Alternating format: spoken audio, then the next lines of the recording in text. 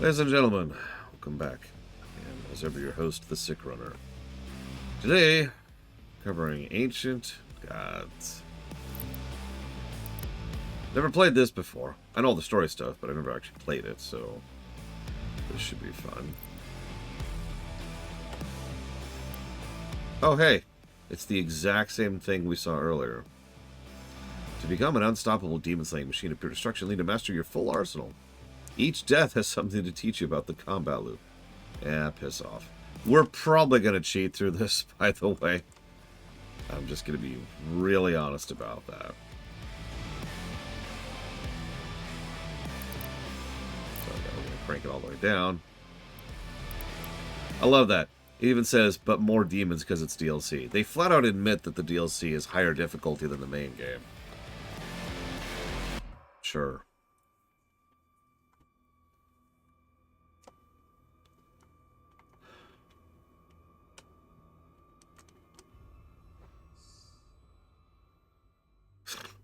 Okay.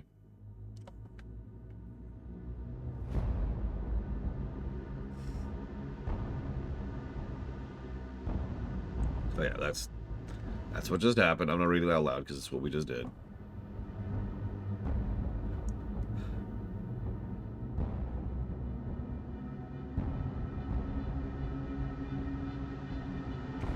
Come on. So the demons that remain in Urdak have corrupted the once holy realm and threaten to use higher dimension as a new pathway for conquest. If they're not banished, all of existence is at risk. To stop them, the Slayer must now journey to find the Seraphim, a mysterious figure from his past, whose whereabouts until now have remained unknown. Only he can guide the Slayer to the one being capable of sealing Urdak back off from the demons once again.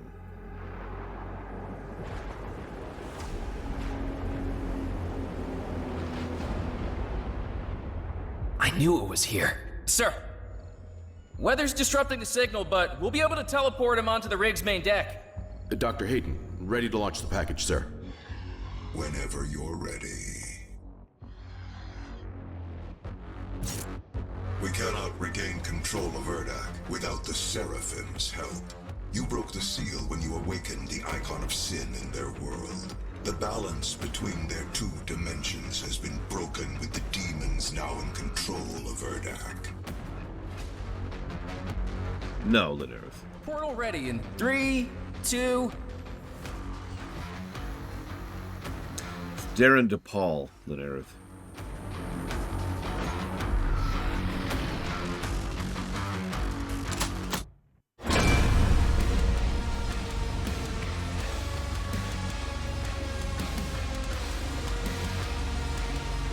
Saving Urdak isn't important. Preventing the demons from using Urdak is important.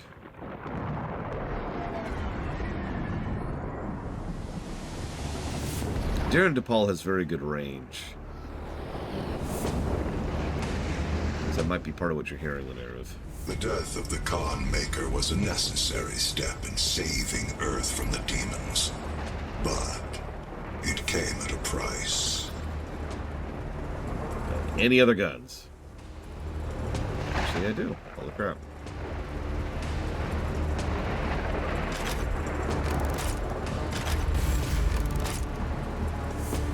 Okay, so we're going to play with no cheats at all to start.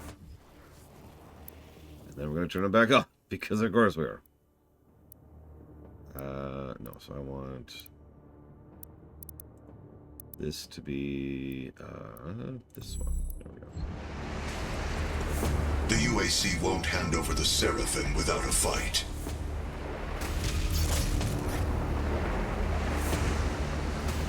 Zombie Cultist, the enormous ocean-based platform known publicly as the UAC's primary climate and environmental research station, housing hundreds of scientists and engineers, the Atlantica produced critical work for the human race during the earliest days of the worldwide energy crisis, buying Earth time before Argent energy was introduced to the masses.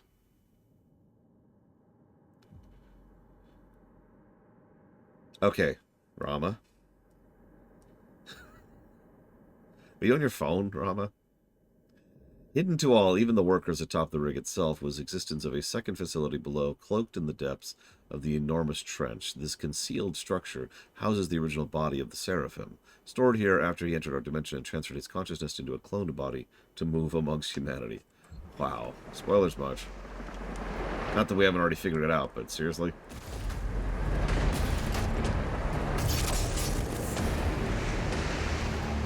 Okay, you're on the phone. So here's the deal. We're going to go to lorerunner.com. Okay. Then on the left side, or if you scroll down on your phone, there's a page called Old Archives. If we click that, it pulls up the Old Archives. The top thing there, the very, very top playlist is just kind of miscellaneous, right? It's the unlisted archive.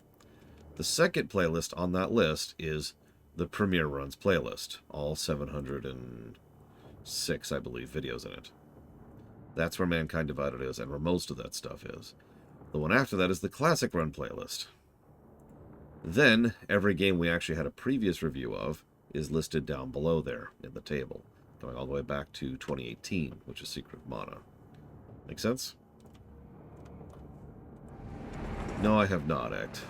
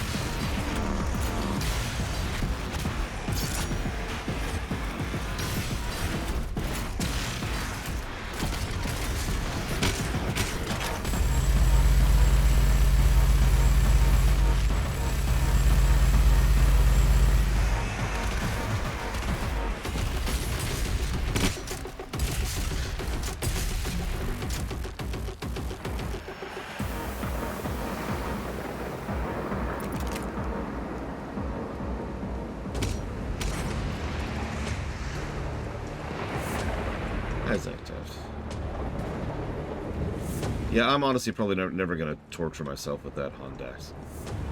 Hondensk? I think. Yeah, so now that we're done with that, I just want to show off really quick. That's a nice storm. I've seen better, but that's still a nice storm. Look at that. Look at that.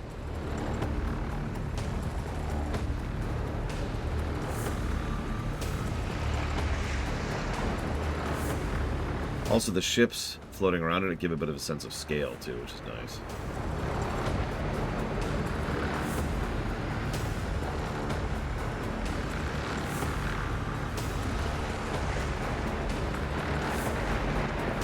Yeah, there's actually water droplets on our gun. When we're out in the rain. There you go.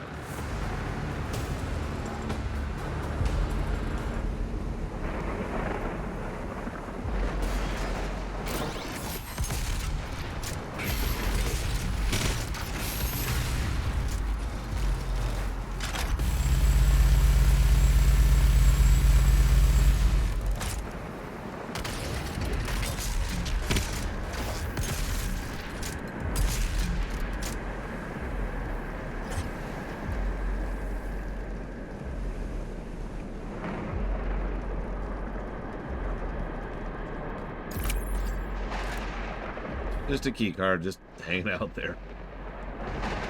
Like you do.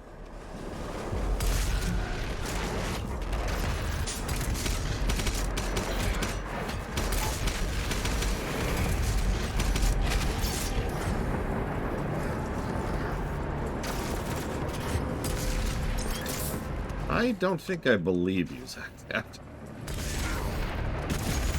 I've actually seen interviews from Frakes about The Last Outpost.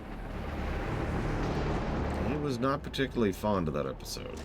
Unless he was being facetious and joking, which is entirely possible, because Frakes is a rather well-known jokester. I somewhat doubt it.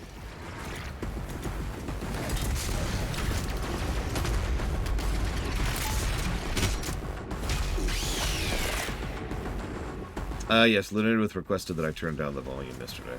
So I did. Oh, well see, that makes sense, Actaf, since, you know, Duh, right?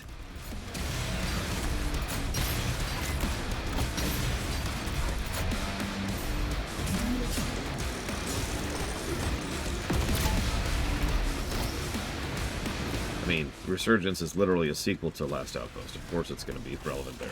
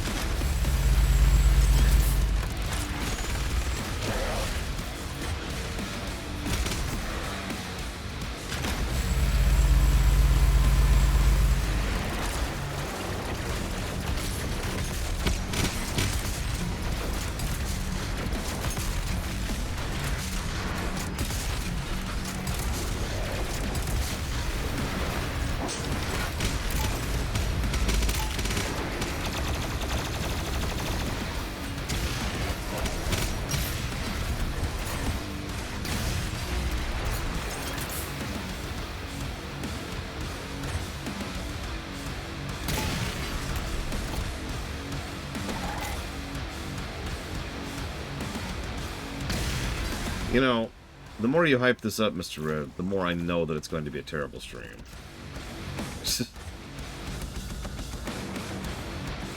Like, you're there, you're like, oh man, it's going to be like this super amazing stream, and I'm just sitting here like, no, it's not. It's going to be the worst stream I've ever done. I know it. It's just going to happen now.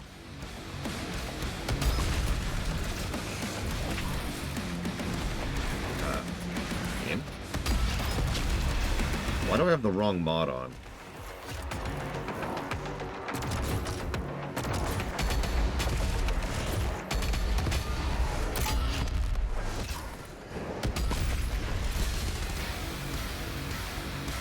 Well, it's an extremely short stream, Mr. Red, so. Going on here, too.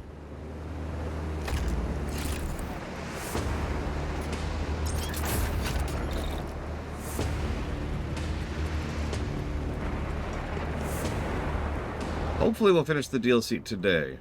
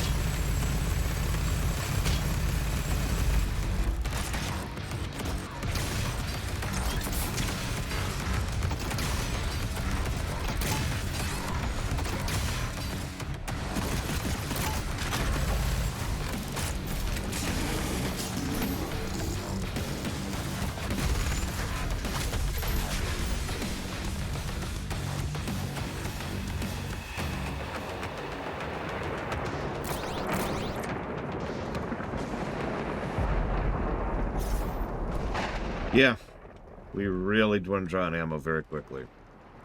I've already mentioned my own thoughts on that. I have nothing new to add to that. Do I categorize my viewers in my head as to who's prioritized over others? Do you mind clarifying it?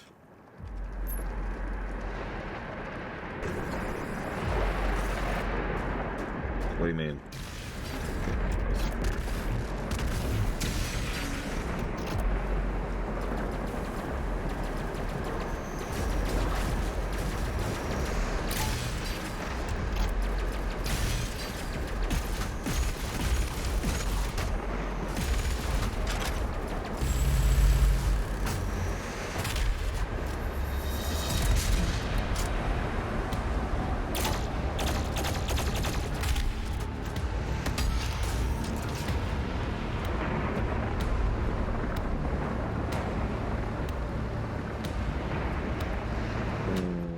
Not that I'm aware of it, no. I mean, I guess technically yes. Yes, I do pay attention to some viewers more than others. The people who talk and chat. If you don't talk and chat, I don't know you exist, and therefore don't really pay a lot of attention to you. It's not a dig, that's reality.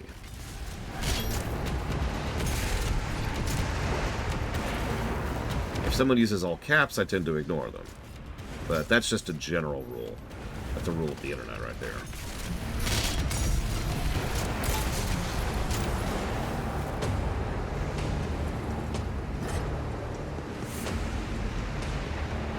Yeah, that applies just anywhere.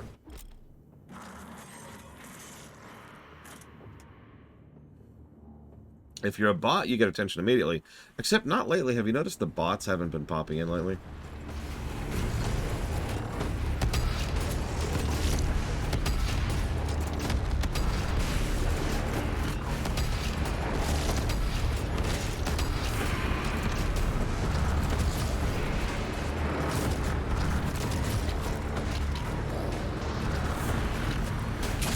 There's a specific reason for it, actually.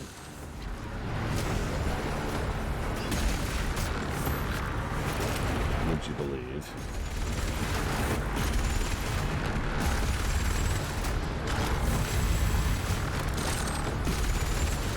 So, something that was suggested to me, I think by DZ Maven, was to use keywords to blacklist them. And so far it's been working. I haven't seen a bot since I started doing that. Now, having said that, I should mention bots have absolutely been showing up because I have a tracker showing how many times those auto bans have been going through. And that number has been slowly going up. If you say something like, say, best viewers, don't do that because you might get banned. But, I'm kidding. I'm pretty sure it doesn't actually ban you. I'm pretty sure it just says, okay, yeah, no, you're a bot, and disallows that message from being shown. If a viewer accidentally gets banned, then that sucks. There's not a lot I can do about that.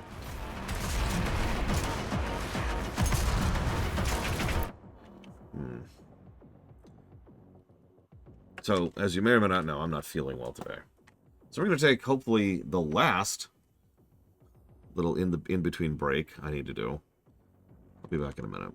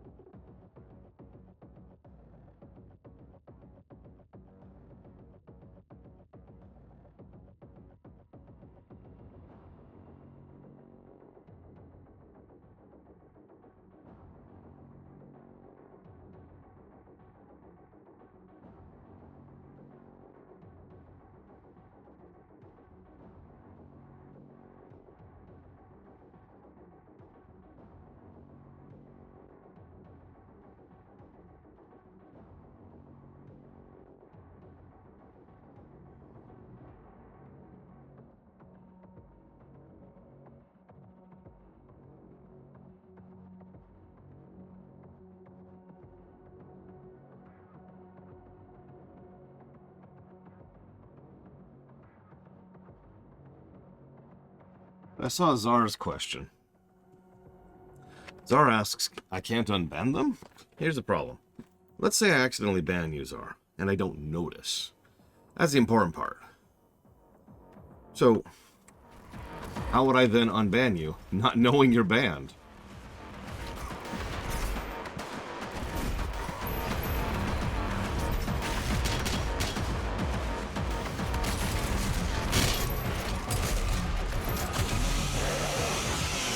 Now, if you're on the Discord, you're fine.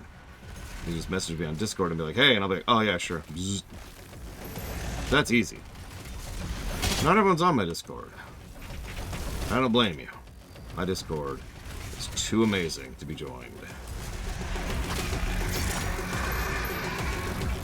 Good morning, Ross. I would just like these turrets.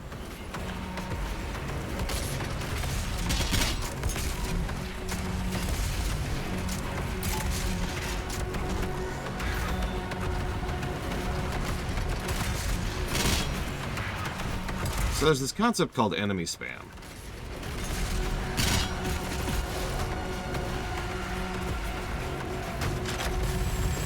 Yeah, peekaboo turrets. Like, the turrets themselves seemed fine until they did their first peekaboo, and it's like, wait, what? Really? Yeah, they're turrets that withdraw the part you can shoot when you're looking at the part that you can shoot. Look at that. Seriously? They spawn until you kill the turret? Oh my god, really?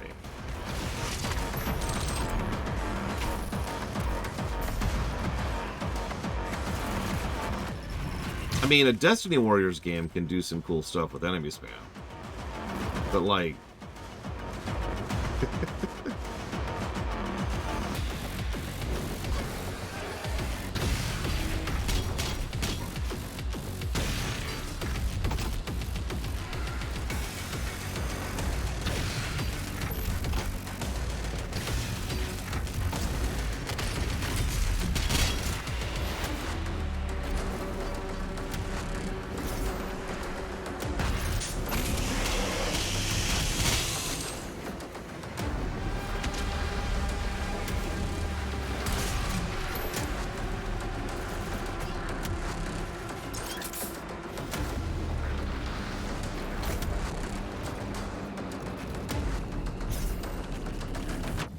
That's an interesting question, but I'm pretty sure the turret pop-up just said, shoot them in their weak point. Could be wrong. Hang on, let's double check that.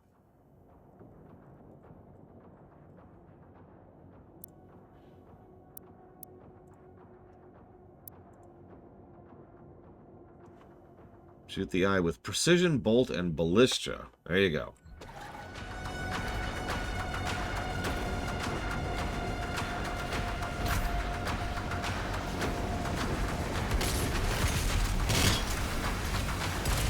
Oh, what's that? You don't have ammo for this? Well, what are you even doing here, son? Get out of here. Not having ammo. Ugh. I spit on you, noob.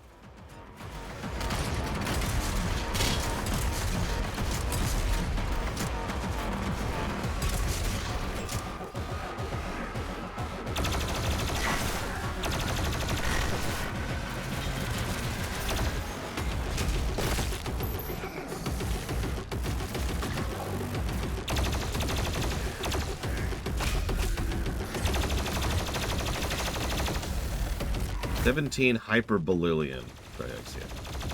Roughly. Why are enemies still happening?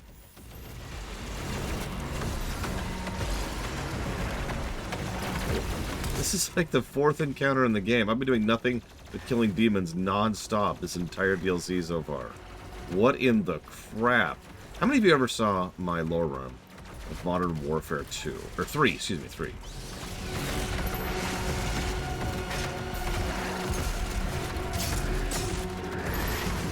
Have probably already know where I'm going with this. Because what in the crap is this nonsense? My god! They're still spawning!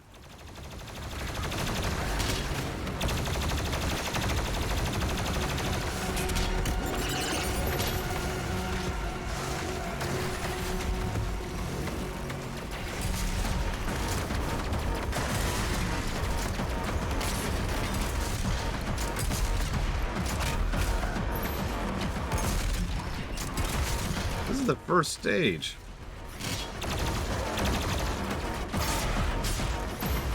And again, this is one of the first encounters. Yeah, no, I thought earlier about the turrets thing, but I'm falling behind so much. I was falling behind so much that I was just trying to carve a path upward so I could then go and explore to see if I missed any turrets.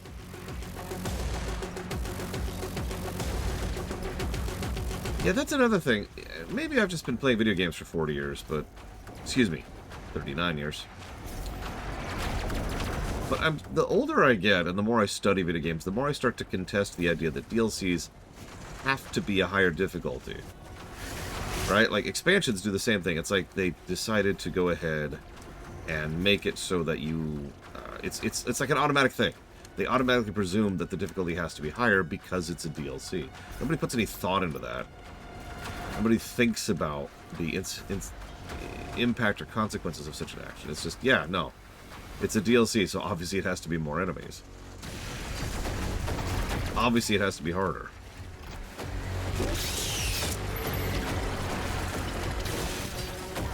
The older I get, the more I question that assertion.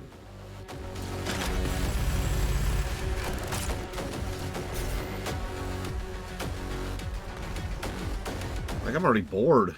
I'm not even joking.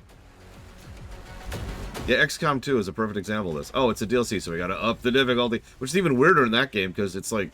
It's not like the DLC happens after the main campaign, it happens during it. But it's a DLC. It has to be harder. That's how that works. That's how it works, Lunareth. It makes perfect sense. Everything has to constantly follow a non-stop incline of difficulty. Get with the program, Lunareth. God!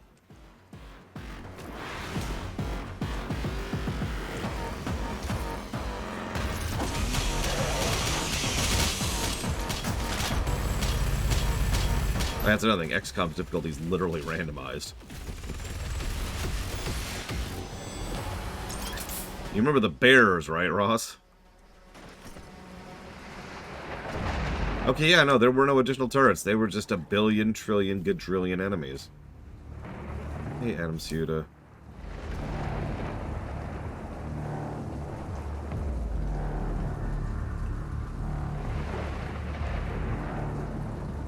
See, I get the reason in Ghost Rider. I just don't agree with it anymore. I just don't. I'm sorry. You can't argue me down on this. This is just something that I look at and I'm like, why? Why is that an automatic mandate? Adding new difficulty options? Sure. Adding new difficulty mutators? Sure.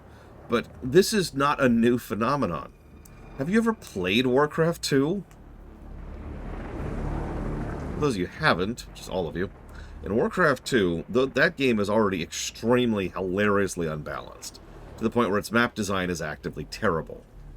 Then you get to the DLCs, the expansion, excuse me. And once you get to the expansion, everyone involved in developing the expansion was like, okay, anybody who's gotten to this point, what's the hardest missions humanly possible?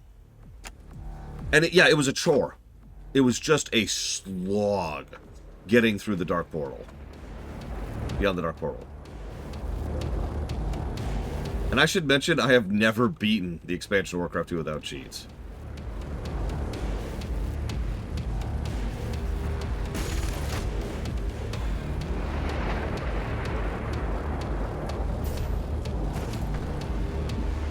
Anyways, excuse this mini rant. It's just, it is something that's been on my mind lately.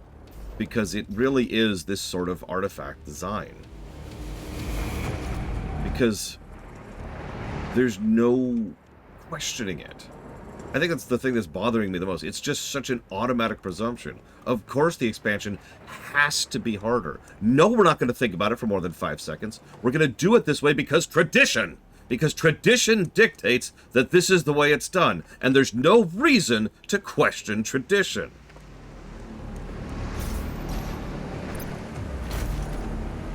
Fun? Listen, we're not here to have fun, okay, Pancakes?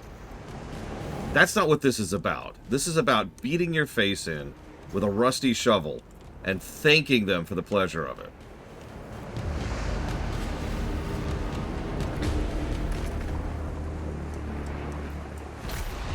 What the hell was that? I just got stuck on the terrain or something.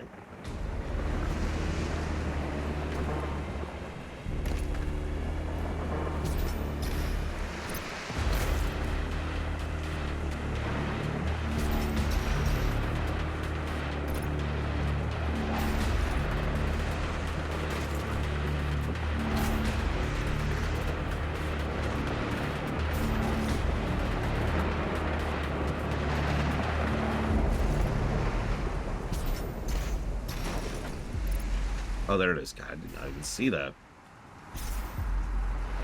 Game. The key will give us access to the right hand of the Father. You should be humbled by this mission. So few have had the honor to stand in the Seraphim's presence. Uh-huh. His dick is just so big. You just don't even know. What's actually funny is Homeworld 2 also follows this precept of being much harder than Homeworld 1. It's just in all the wrong ways.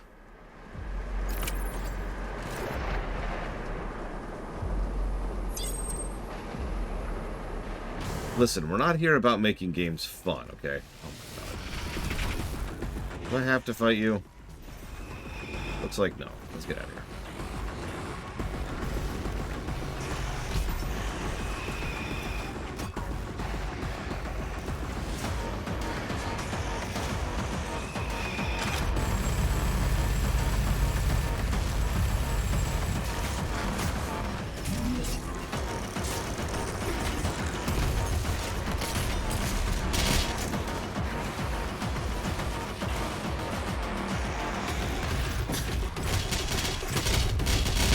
To be 100% clear, because I know not everyone knows how my brain, my terrible, stupid brain operates, I'm not saying that DLCs have to be easier or harder or anything than the previous games. That's not really the point I'm trying to make at all.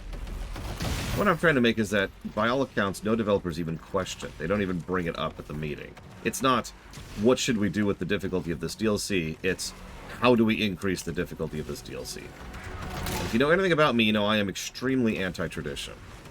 Pretty much, like, top to bottom. So... okay. That's pretty much the core of my complaint there.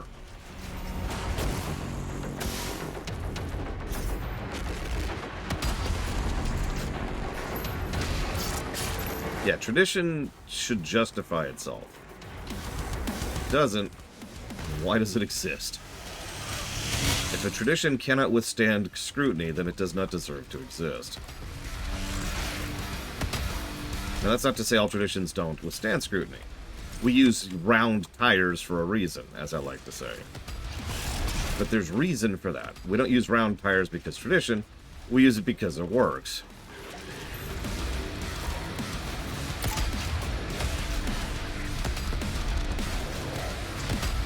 Bullying from the dead. I've heard that joke before. This really is just, it's just the same. It's just more. It's just more. I'm already tired of this. I told myself I'd try to get through at least one stage with no cheats whatsoever, but this is quickly challenging that assertion.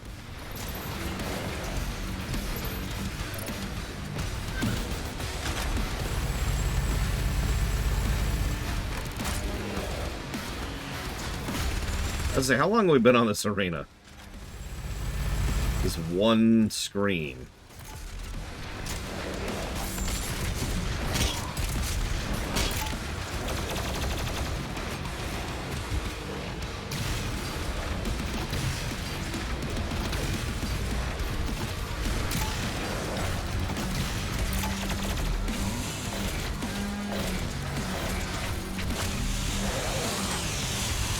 Oh yeah, we're on easiest, by the way.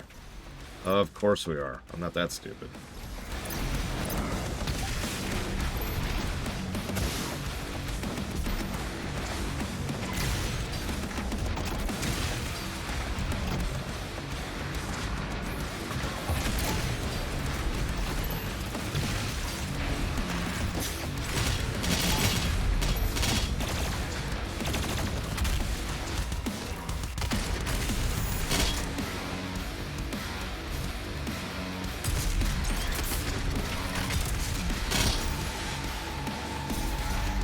Go.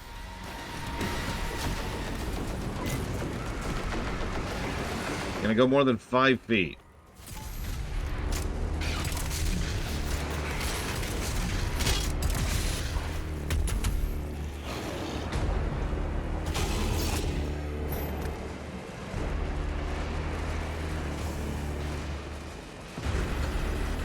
Okay, we made it 10 feet. I'm impressed. Up is on. And there's already a Marauder. Of course there is. And I am very low on ammo, and there's nothing nearby that I can chainsaw. I can't even move because these freaking... Oh, chainsaw, chainsaw. Oh, thank God. Okay, give me that, give me that. Could you not, please?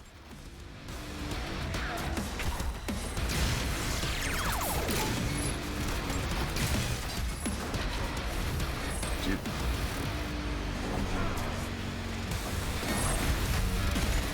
Damn it.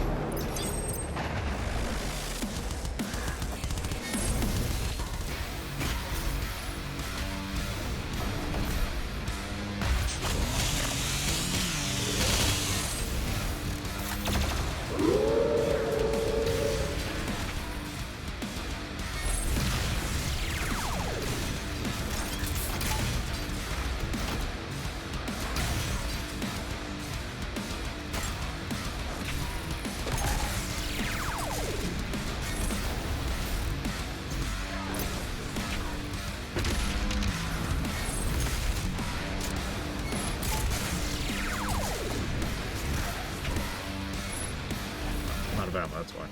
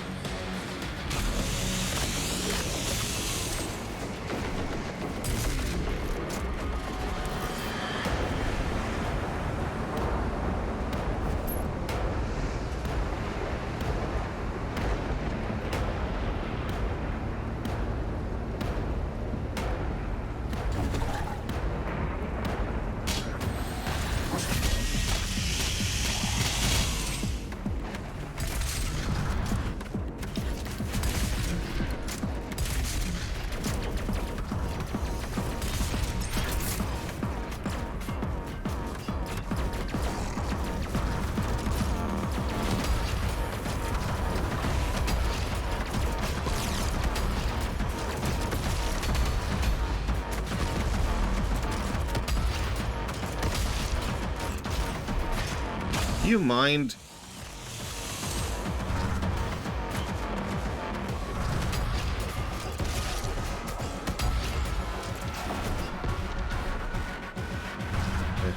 Well, I just got some ammo, so sure.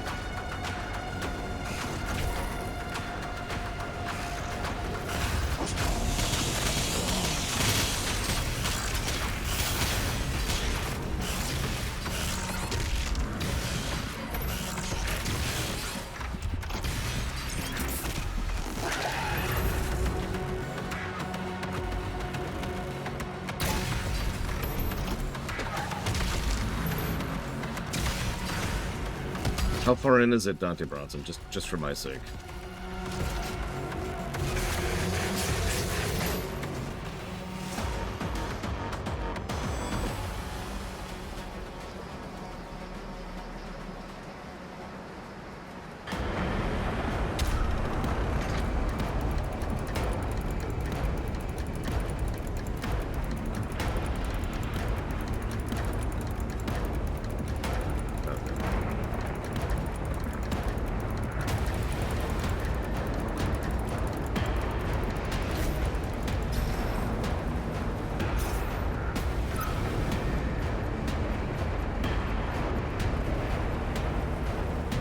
Black Mesa, maybe.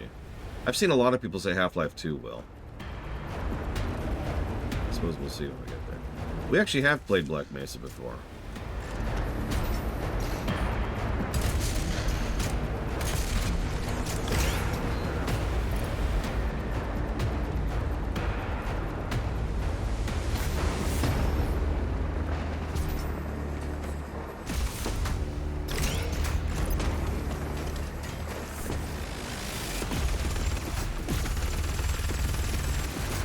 Basically, if you check that poll, the other popular game for beating Doom 2016, other than Doom Eternal, is Half-Life 2.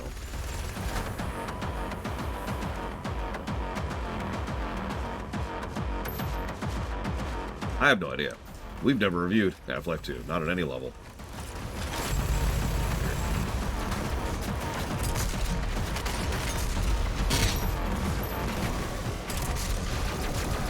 Have to exist?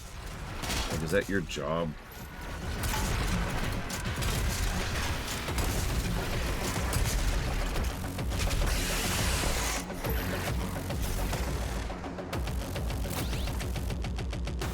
I probably wouldn't do that. Although I'm thinking about experimenting with something in that vein later. Sorry, that's vague. Rather than doing Half-Life 1 and then Black Mesa back-to-back, I've been thinking about doing like Half-Life 1 and then sometime later Black Mesa. Put some distance there. Haven't decided yet. Is that a goddamn Archvile? At the end of a narrow corridor when I'm out of ammo? Oh my god, with people who block the way! Of course, I can't see what I'm doing now.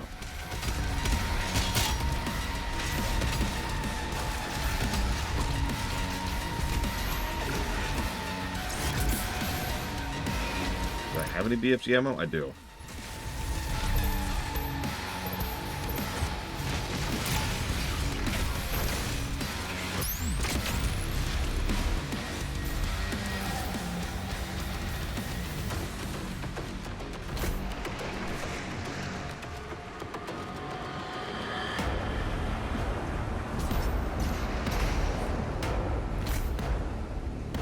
Well, I guess I'll die now.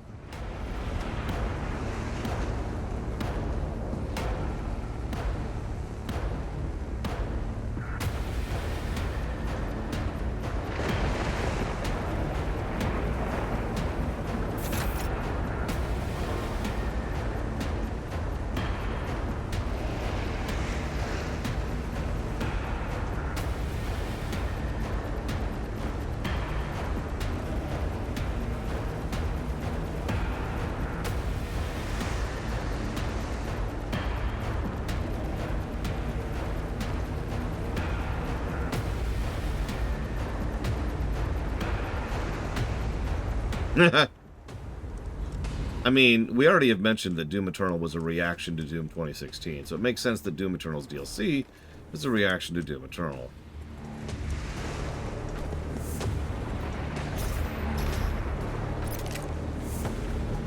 I was about to say, though, if their complaint was that there's too much storytelling, then boy, have I got something to tell you.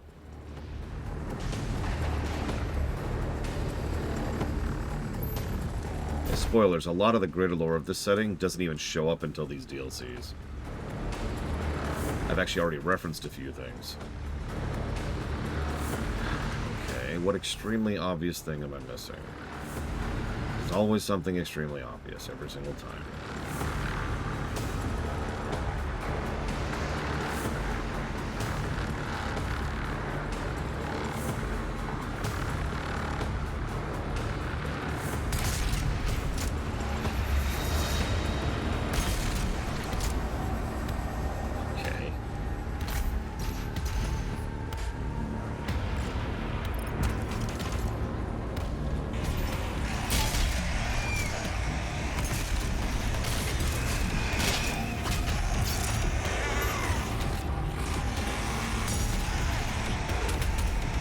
Actually, yeah, Mr. Red, I would agree with that.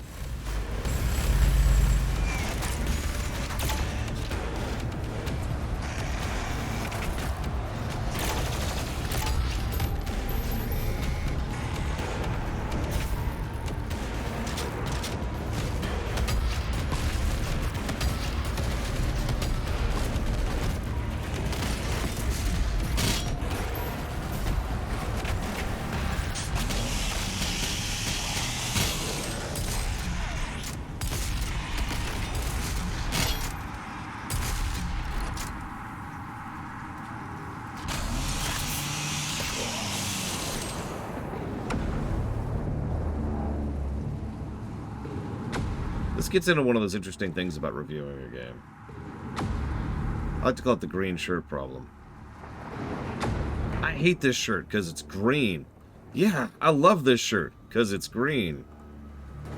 And there's no way around that.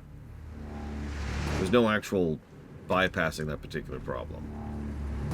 If I don't like a game because it does X, Y, or Z, that may entirely be something that someone else likes the game, because it's the same thing, and that's what they like, right?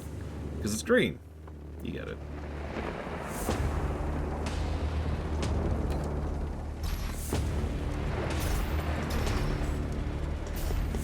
And there's no fixing that. There's no, like, accommodating for the green preference thing. Would you, like, not...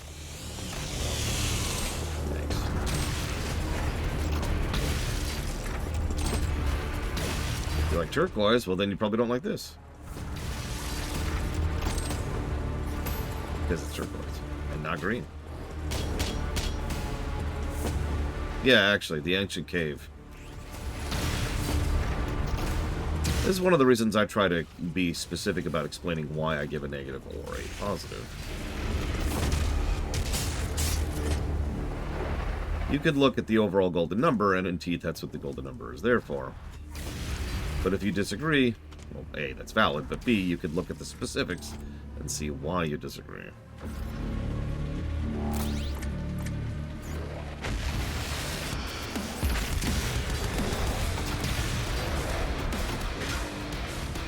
Punching still does no damage unless it's a blood punch, although we do have some blood punches right now. I might use right here.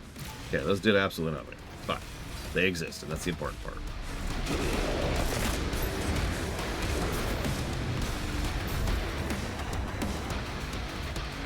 I mean, Ancient Cave runs being popular makes sense. Roguelites and infinite content modes in general are popular because some people just like...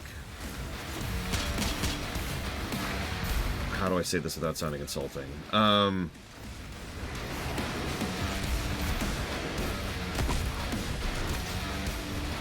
Some people like just spinning their wheels. There we go. That's how I'm going to phrase that. I'm just not one of those people, that's all. Why do you think the roguelike and roguelite genres are so popular? Some people just enjoy spinning their wheels. Now, to explain that a little bit, you don't really accomplish much in those modes. That's not really the point of a roguelike or a roguelite. It's doing it again and again and again and again and again and again. Jackass areas.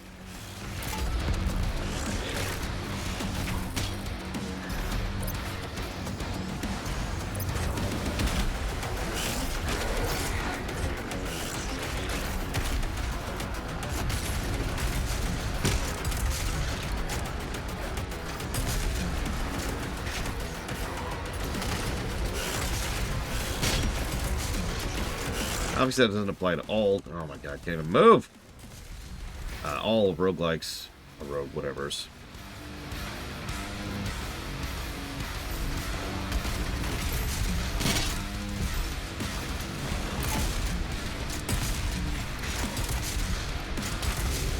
But in many ways, it's similar to the multiplayer problem.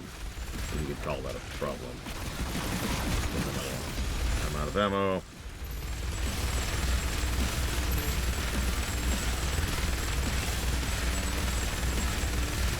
Some people just like infinite content.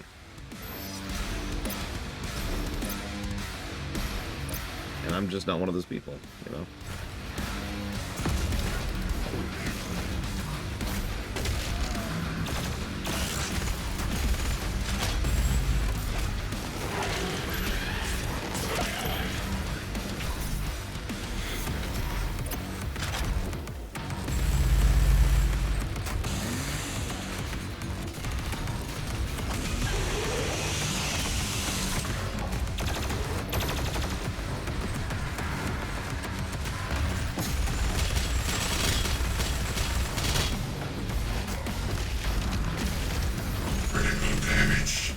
That was a good use of a blood punch. And on purpose, even.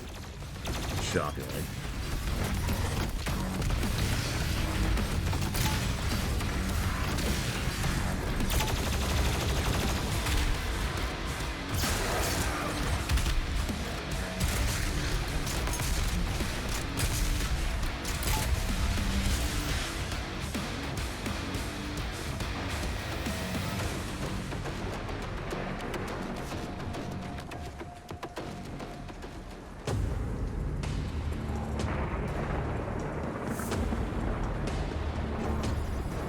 I actually did eventually notice the quad decoder, for whatever that's worth.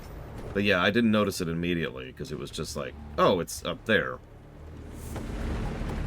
I don't know, I will speak with arrogance in saying that I feel like I've got a decent feel for arena design by this point, and most of these arenas aren't. Good arena design usually has what I like to call multiple vectors. If I want to get to a certain spot, there should be multiple ways to get through and to there, right? Ironically, Doom Eternal Vanilla actually has quite a few really good arena designs. Think about a platform which has a bounce pad below it, a ramp up to the right, and then an overhang, but that overhang has a hole, which if you bounce pad up through, can actually land you over here to go back up this. Pretty much everything should loop in on itself to some extent or another. Now, that's not always true, but it's a good hallmark of arena design, because a lot of what an arena is about is constantly moving, right? This feels more, the arena we just did feels more like a basic circle. There's the route over there. There's only one way up over here, which is this. It branches once into a lower path and a higher path. And then there's that upper path which goes over there. And that's kind of it. It's an 8.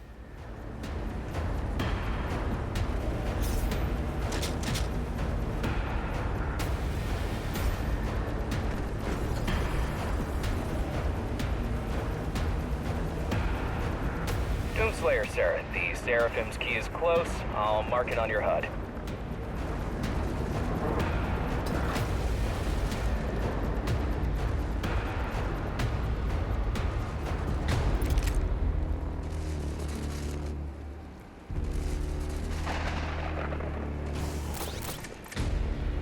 It's the same intern from the vanilla game, isn't it? Oh, for Christ's sakes.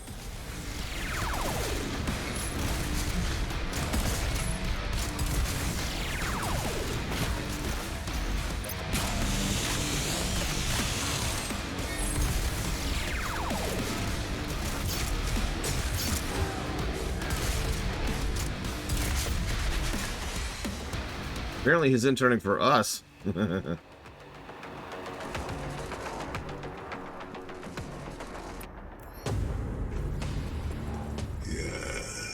the key to the Seraphim's chamber. Now, we work to resurrect the only ones who can save this world and its people.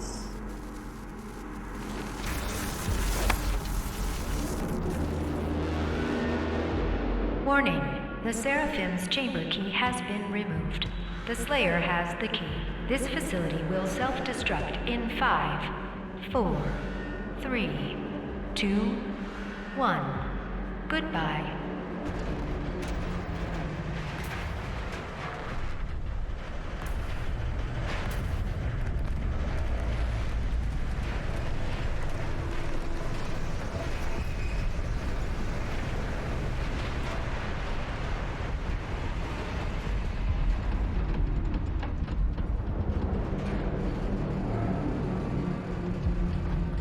The Seraphim is the key to the human salvation.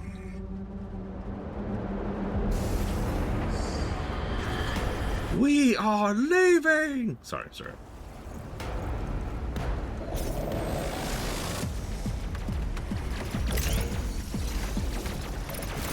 So this time I could see the quad pretty clearly.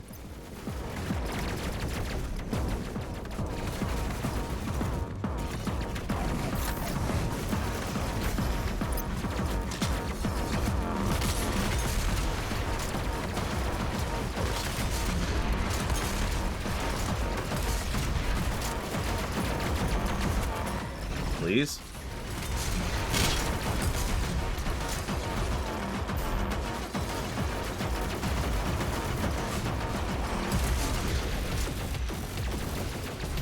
You know, Ghost Rider, and please don't take offense at this, but I was actually feeling that, oh, I'm actually starting to play a little bit better, starting to get into the vibe for things. Obviously I'm not, since you just insulted my playing capacity and says that I'm not even playing the game right. So rather than actually be hurt by that, I'm going to ask a very simple question. What am I doing wrong? What is it the game expects of me that I'm not currently doing?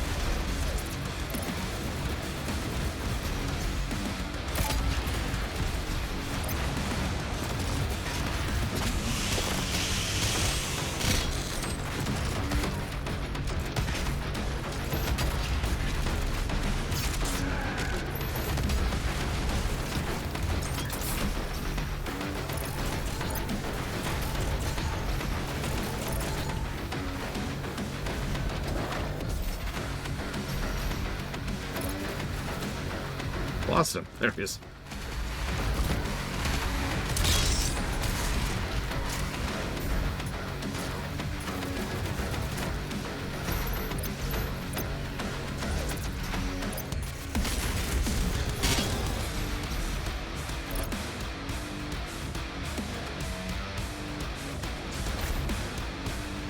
It'll be funny for about 5 seconds, Triaxia. As much such things often are.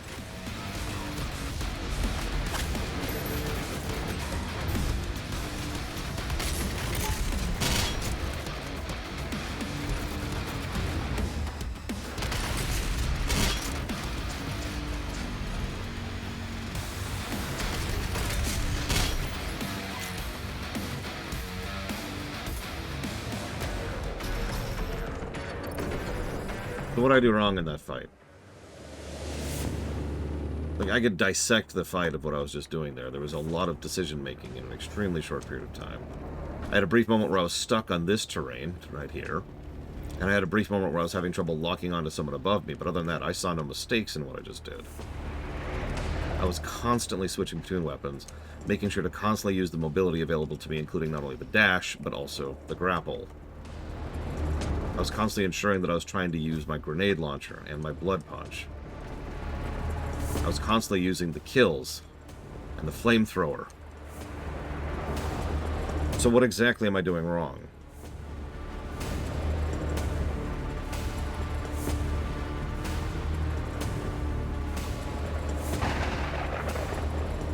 Better than average. Okay. I'm going to not talk about this again.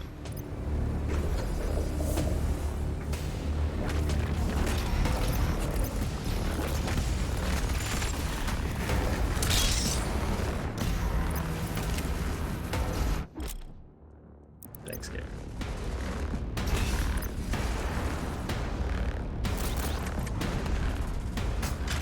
Can I help you?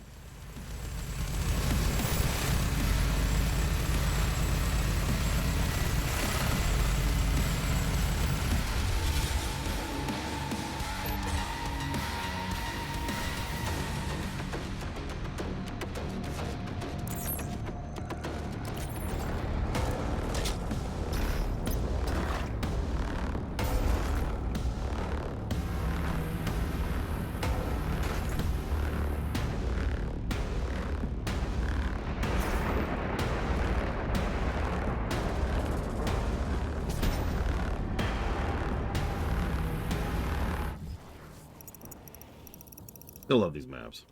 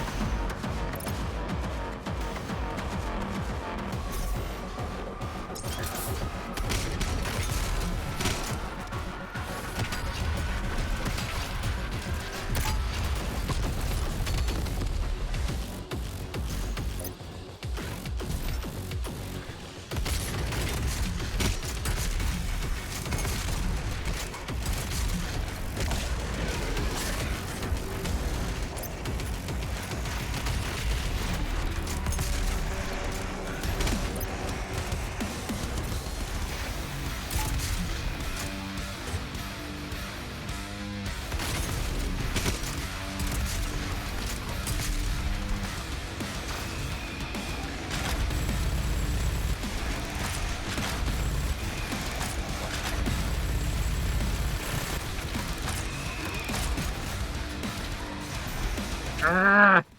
Stuck in terrain.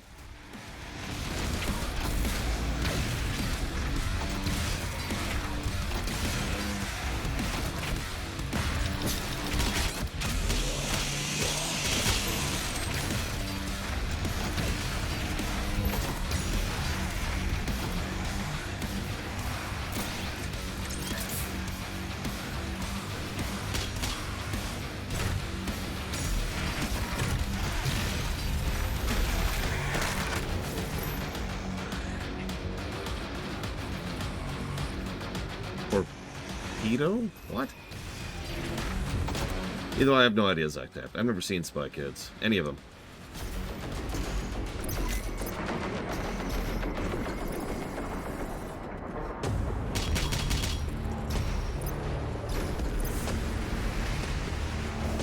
Why are even the ships on fire? You know what, I don't even care.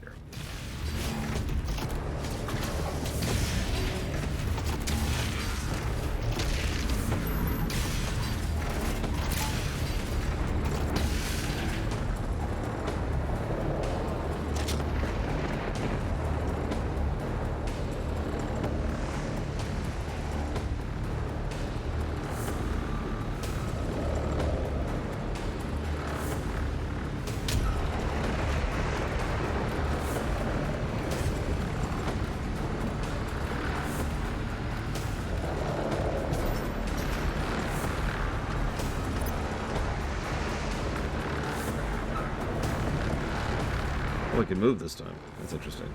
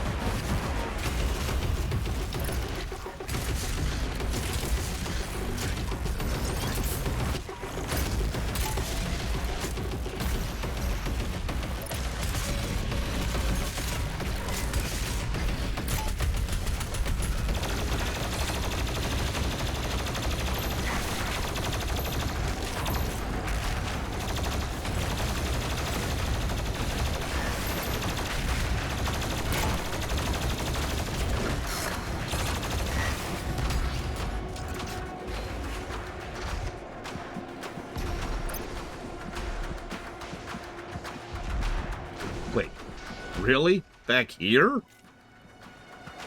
Oh my god, look at the range on that.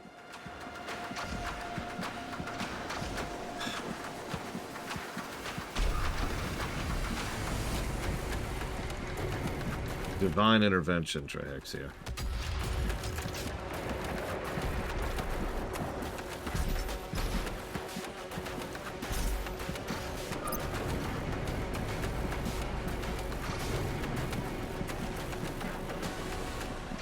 No amount of money is going to sway Nintendo. They don't really operate that way.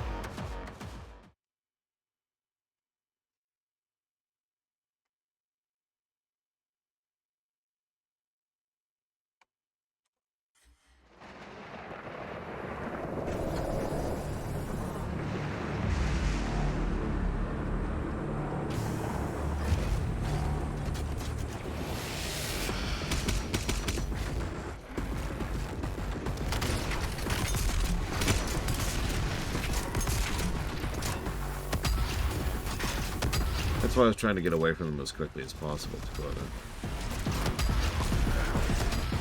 Just not quickly enough.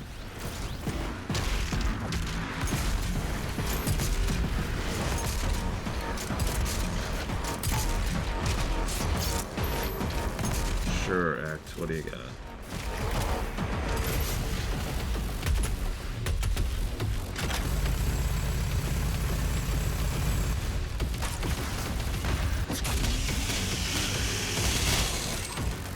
Yeah, I'm not actually 100% sure where I am. I think I'm actually past where I just died. I think. It's kind of hard to tell.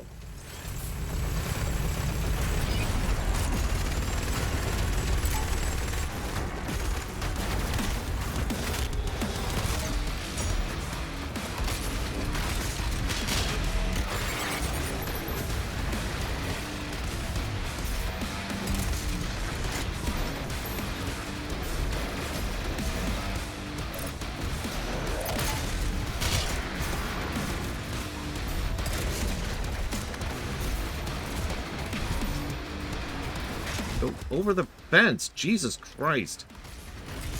Platforming! Do you speak it?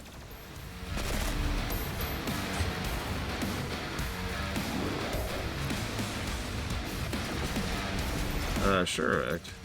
I'm going to completely forget that, probably tomorrow, but ask me again when we get there, and sure.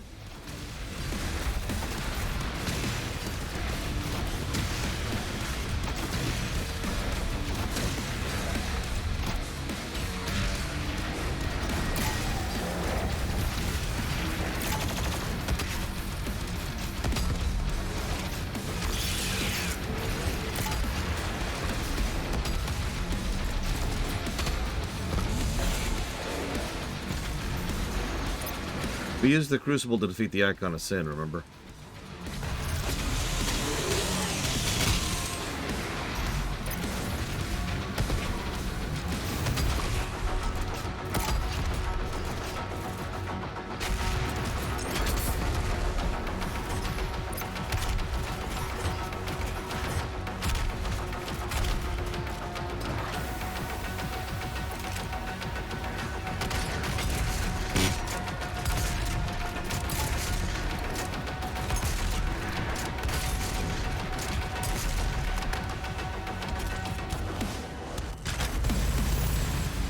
The Seraphim's body is in a secure location, 1,000 feet below the main deck.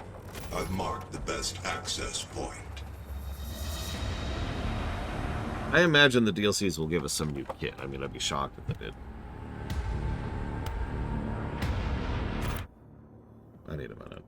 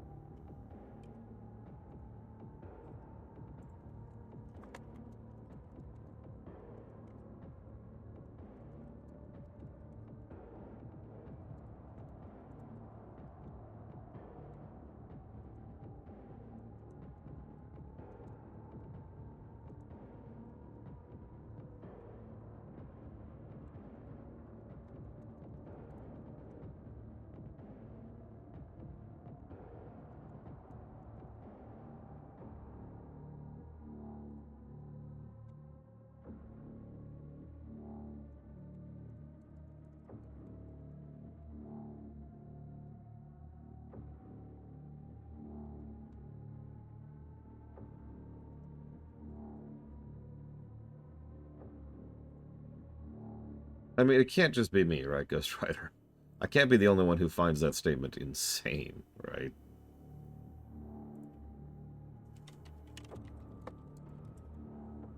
Like, I actually physically demonstrate and then list out doing about... Hang on, let's actually use real numbers here. 1, 2, 3, 4, 5, 6, 7, 8, 9 different things, 10, excuse me, different things I'm doing correctly. And then you say, yeah, but there's these other 3 things you haven't done. And therefore, that's what I'm screwing up. It's because I'm not doing 13 things correctly every second. That can't just be me, right? I mean, if that's just me, just say it. Just be honest to me. Just lay it out. I will give up.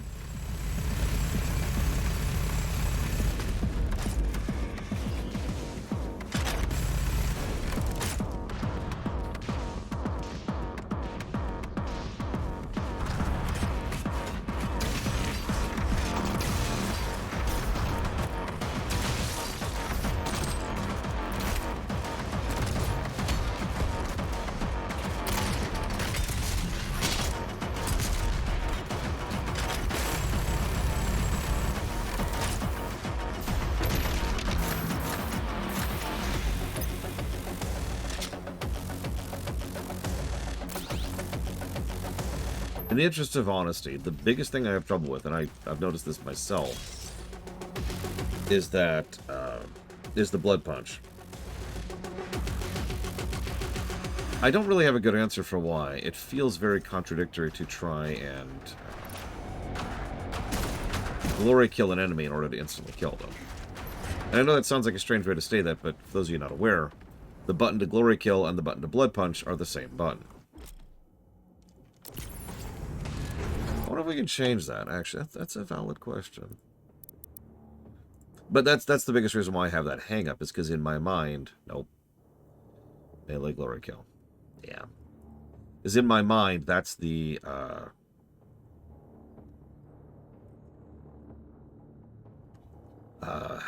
glory kill button. Not the blood punch button. You listed more than 3 things. Worse. That's actually worse. Oh my god. Yeah, no, I give up. I give up.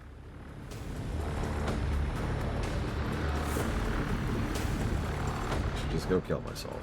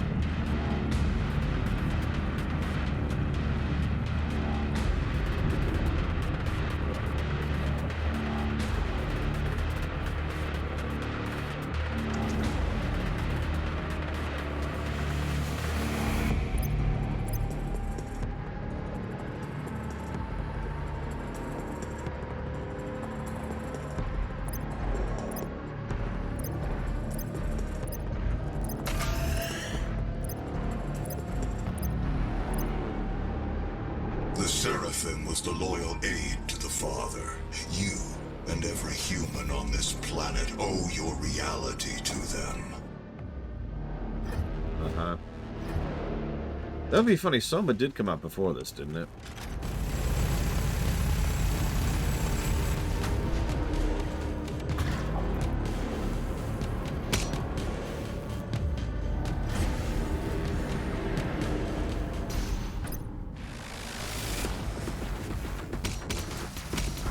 Whoop. Shoot. Screwed over by the wrong button press there. Oh yeah, Soma way predates this then. Jeez. I didn't realize it's that old of a game.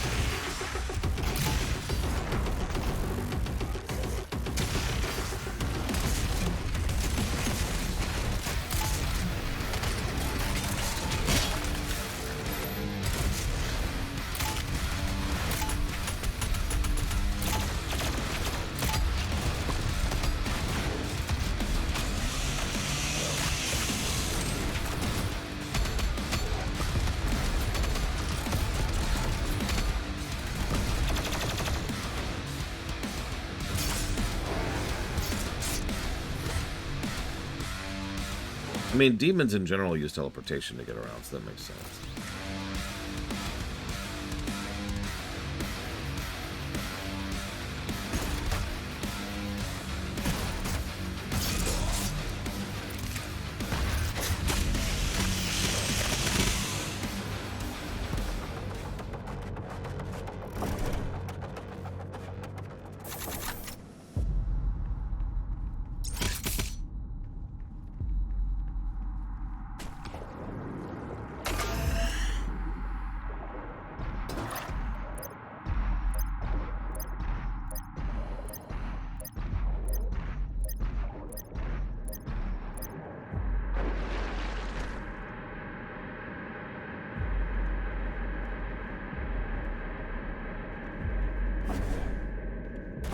That would be a fun set piece, actually, to go to.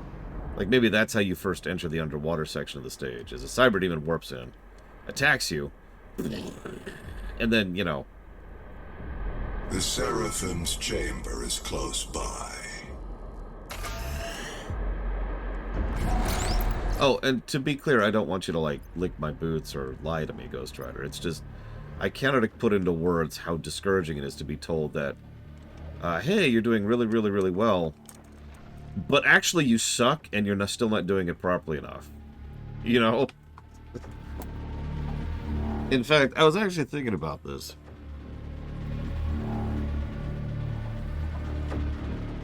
This game is more mind-numbingly difficult than any Souls-like I've ever played. And I know that some people are going to take that as a positive. Some people are going to take that as like a thing that is a mark of pride or whatever in favor of this game.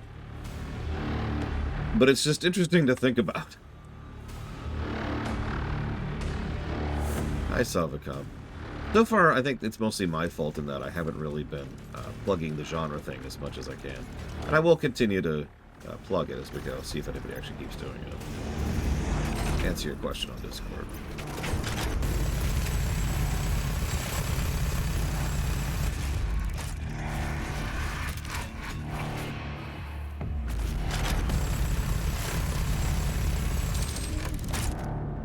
Well, to be also fair, I've never played the DLC before Lord Harriman, so... It was hi, Toyoya... Oh my god. Toyoya Prius. I don't know why I have a hard time with that.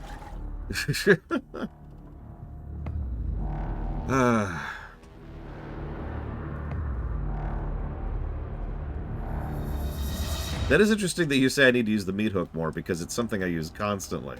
Which... to me, and I'm not saying you're wrong, because to me what that implies is that I need to be using it even more constantly. Which is pretty much exactly what Ghost Rider's telling me. Hey, Lore, you suck and you need to do better. The UAC has been in possession of the Seraphim since before your time.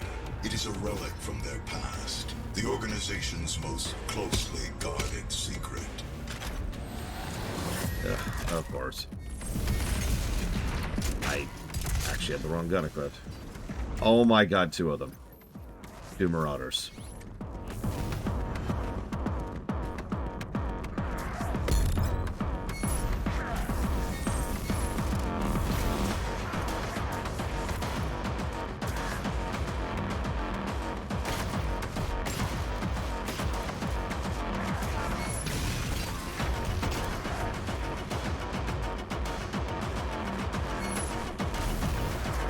That's true. I do primarily think of it as an armor thing rather than the versal sync. That is my fault. Yeah, we're probably going to turn on the cheats in this room.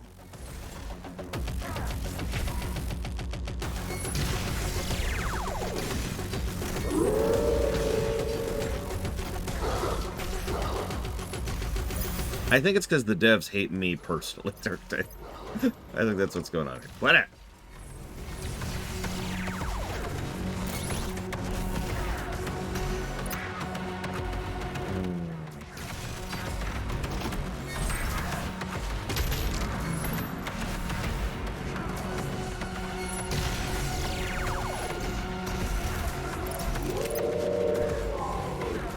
Oh, absolutely, Toyota Prius. I know several people who list this game as their absolute favorite, and it makes sense why. I'm not trying to diminish that. Like I said, I don't know if you were here earlier when I mentioned the green argument, but at a certain point, there's only so much that I can review without just saying, well, and just not reviewing, you know what I mean? Okay, so this is bad. Okay, we're gonna do this. Let's go to this. And we're going to do this.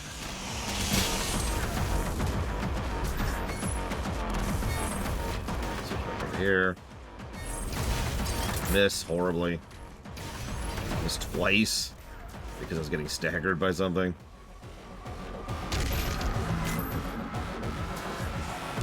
Another problem I keep having, and this isn't really the game's fault, is I'm used to my melee attack doing something. Especially on the littles. So in Doom 2016, for example, I could punch that guy once and then immediately get a glory kill off of him, right? But the basic punch does nothing in this game, damage-wise. And so I can't actually provoke a glory kill while I'm roaming around, like I was just trying to do.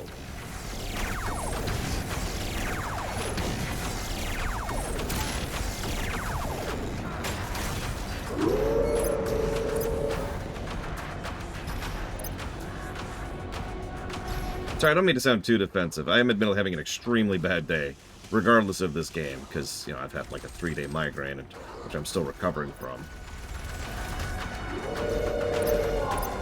But it is something I've considered before. I've had a few people tell me that I essentially need to just stop reviewing, because at a certain point, you know, people just disagree with positives or negatives to the point where the review becomes meaningless, right? I'm in a corner. I don't like being in a corner. Almost just did it again. There. No cheating.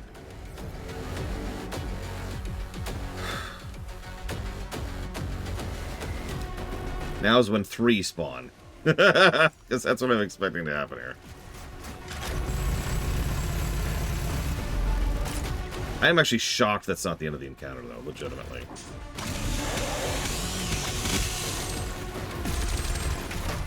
I appreciate that thought, Dream Whisperer, but like I said, I've had people tell me to just quit reviewing. For several reasons, actually. Some people say I can't enjoy a game anymore because all I do is review. Some people say that I disagree with them, and therefore I shouldn't review. Let's see, what else have I heard? Some people say that reviews shouldn't exist. I've heard that one before. Twice or so.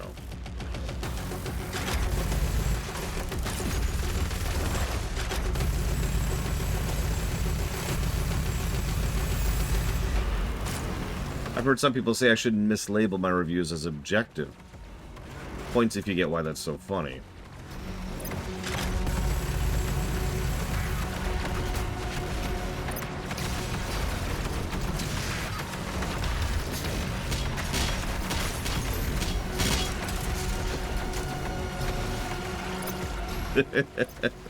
Very good. I do not label these as objective.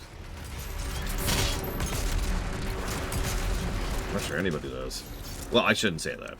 I don't think anybody does to my reviews. I've seen plenty of people who say, this is an objective review of such and such.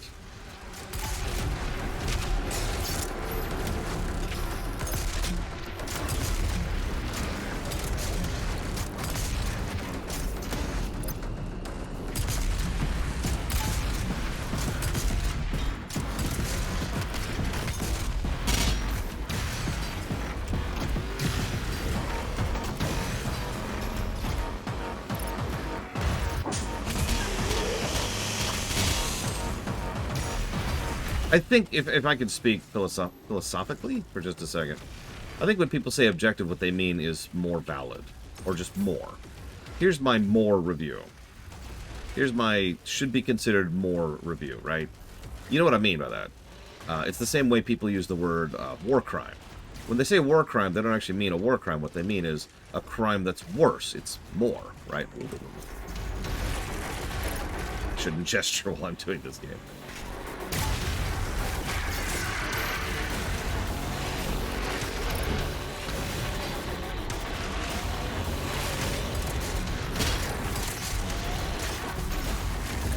That is harder than Marauders was.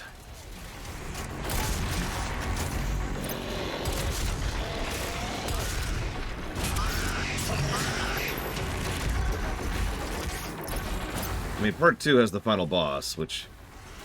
oh, we'll get there.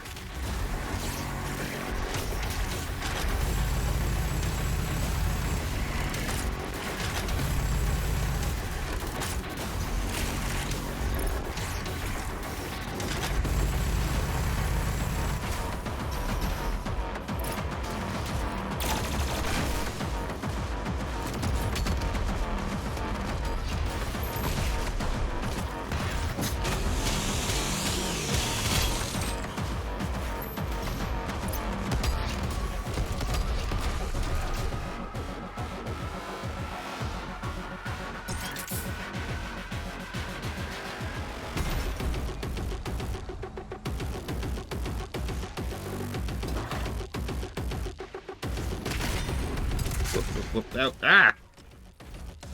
Hit a jump pad in midair. That was very disorienting.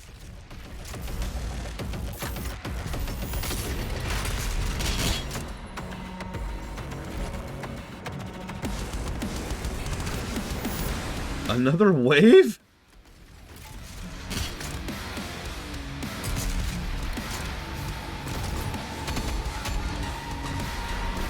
big boy go?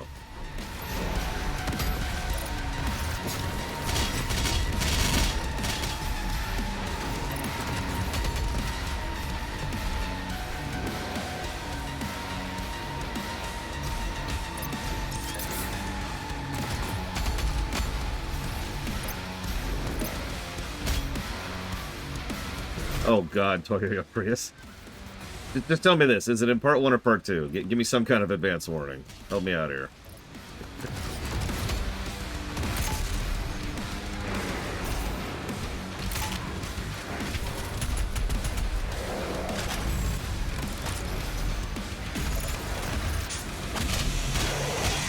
Okay.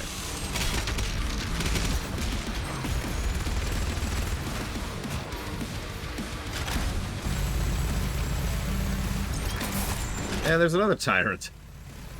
I think those are tyrants.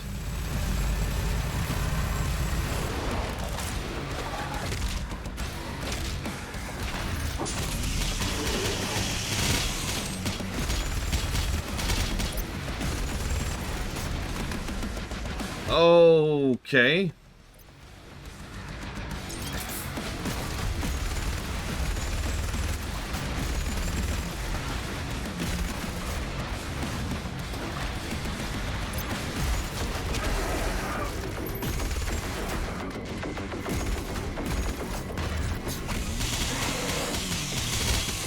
Yeah, that's just 2 cyber demons. That's just my life. 2 cyber demons.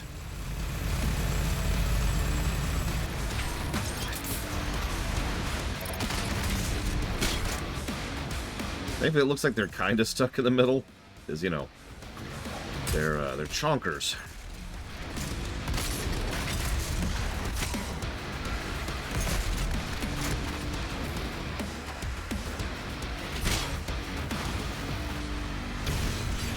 Why are there 7,000 imps at the bottom of the sea? Don't answer that question.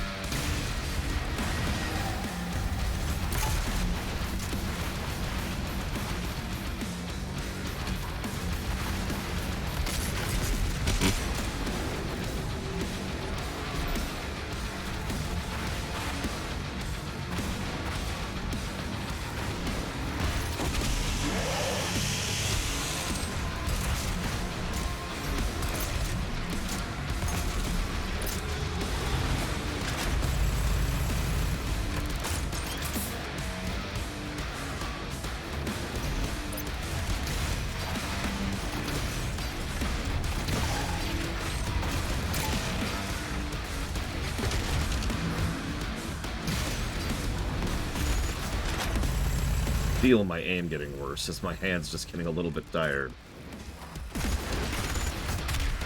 I actually did notice that, Toyota Prius. Thought about capitalizing on that, but I am just not good enough to do that.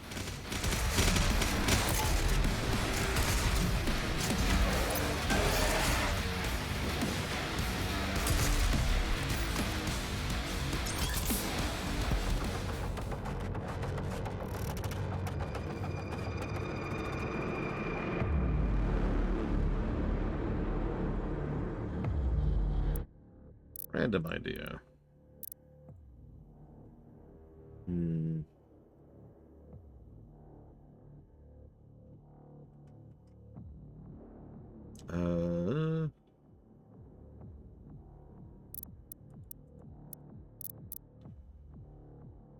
Oh, that's... Damn, that's not gonna help.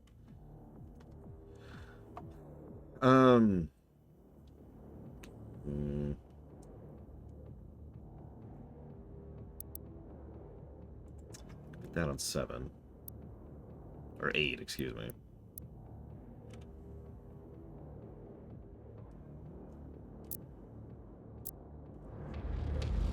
I actually have already given a negative to that, Dakota. It's negative... hang on. I wrote up a lot. I wanted to make sure I was being very verbose about my negatives for this king. And not just being like, this game sucks, negative. No, I wanted to show my work. But it's negative. Look at my own document here. Looks like 10, 11, 12, 13, 14, 15. I think that's it. All of those are the enemy movement, or at least directly related enemy movement. Ooh, I am low on ammo. Okay.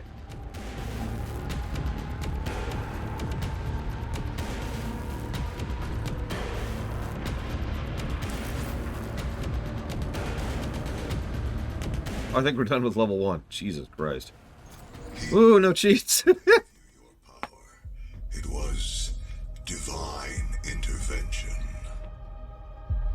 I am going to transfer my consciousness into the device, as Vega did.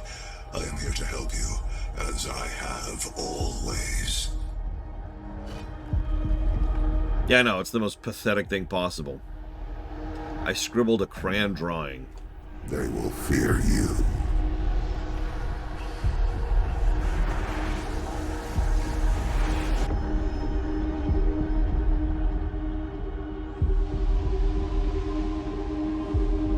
We have been allies for some time now. I knew who you were the moment you set foot in our world, and who you could become to us. I brought you to the Divinity Machine and gave you your power. Where would all of this be now had I not had the foresight to create you? Your gifts are owed to us now. Repay the Father for all he has granted us both by returning him to his throne. And then he will save us all. So, yeah, plot twist, Hayden is the Seraphim, which we all saw coming a mile away. They hinted at this quite a bit in Eternal, but they never actually 100% confirmed it. So this is the 100% confirmed. The no really.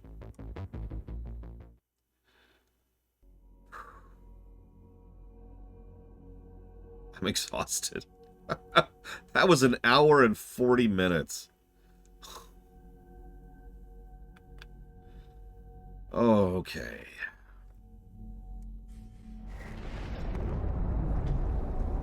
The intern! The only one left. Dr. Hayden is the Seraphim. Oh no, She's that's been the with us intern. My bad. entire time. I am sorry. There's no need You for... need to see this because he's not well. Something is happening and nobody here knows what's wrong with him. Well, we don't know yet.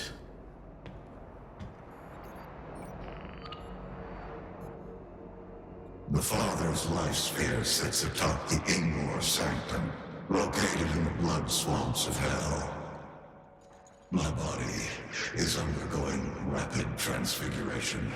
It is why I need the Father. Reach the tomb and acquire the Father's life sphere. Bring him back into physical form. I will not be able to join you. Makers cannot set foot in the dark realm. I will be waiting for you at the Sanctum. The Seraphim cannot retrieve the sphere. It's forbidden. I have the Blood Swamp's location online. Be grateful. Despite your transgressions, you are given the honor to serve the gods yet again.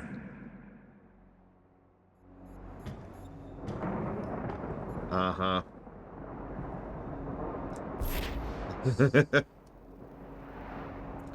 Ooh, Arc Carrier. What do we got? The Armored Response Coalition used the Arc Carrier as a mobile base since the beginning of Earth's invasion from Hell.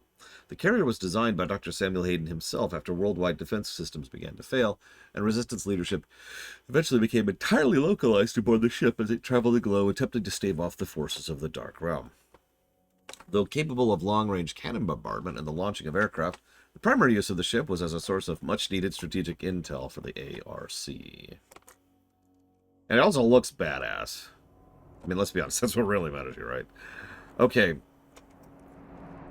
So, pursuant to what I said earlier, now I have to fairly review that first stage.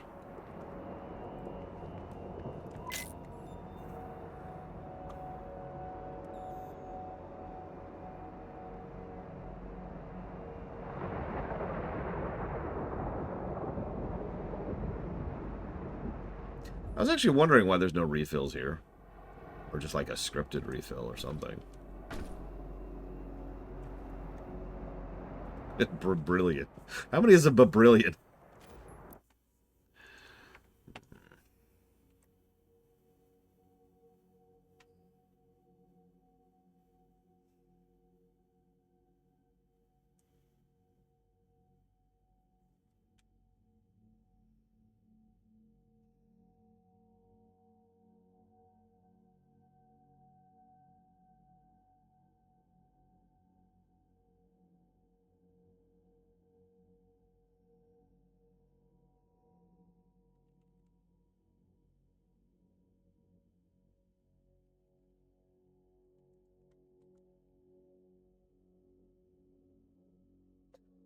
I'll come back to that. I'm also just going to turn on God mode right now. We're just going to pull that trigger. Not even going to try. Oh, yeah. Hang on a sec. I also got to do something else.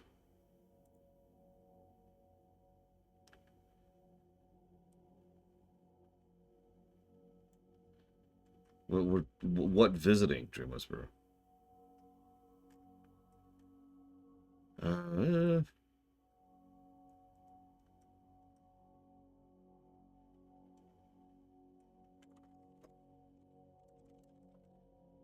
it is.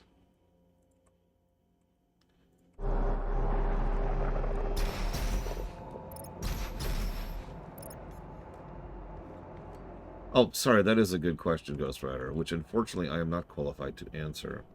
I've never reviewed Warcraft 3, which means I have no codified opinion of the game. I know that sounds strange considering I've played it a billion times and I've even done a lore run of it. Twice. But I've never reviewed it. So the truthful answer is, I don't know.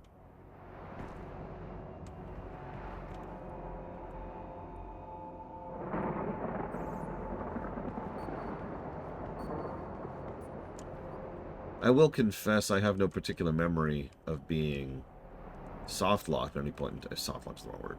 Stuck, right? Stonewalled. But then again, I'm really good at RTS games, so that's just kind of...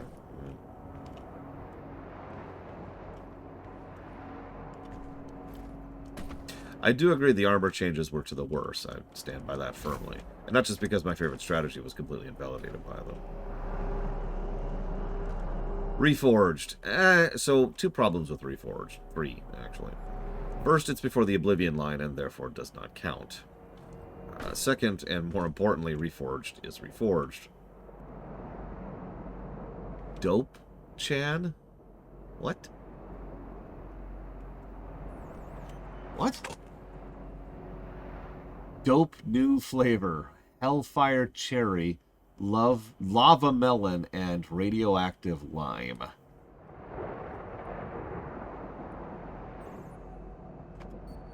Okay, the problem with Reforged, sorry, let me explain that a little bit. You know how some games, when they port them forward or whatever, they don't really change anything? So for all intents and purposes, if we do a review of this version or this version of the game, it doesn't matter. One of the things Reforged did most wrong was it crudely copied a lot of scripts, triggers, and concepts over to the new game, to the new engine. And most of those came over, like 98% of them came over smoothly, but the other 2% didn't. And it's one of those things where I can't describe it to you in full, that's why I'm being so vague about it.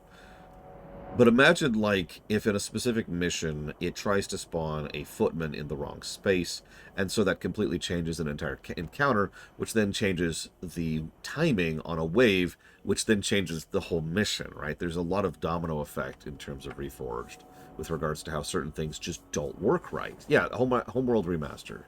Homeworld 1 Remaster is actually a perfect example of this exact same concept, because what they did with Homeworld 1 is they took Homeworld 1 and kind of made it in Homeworld 2's engine. But Homeworld 2's engine is different.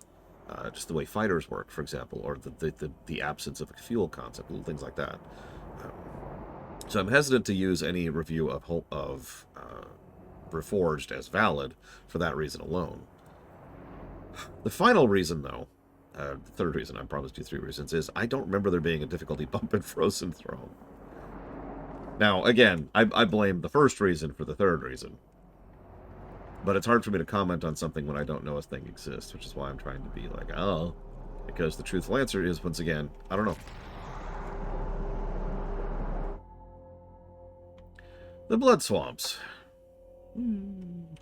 Oh, I should get a positive for that.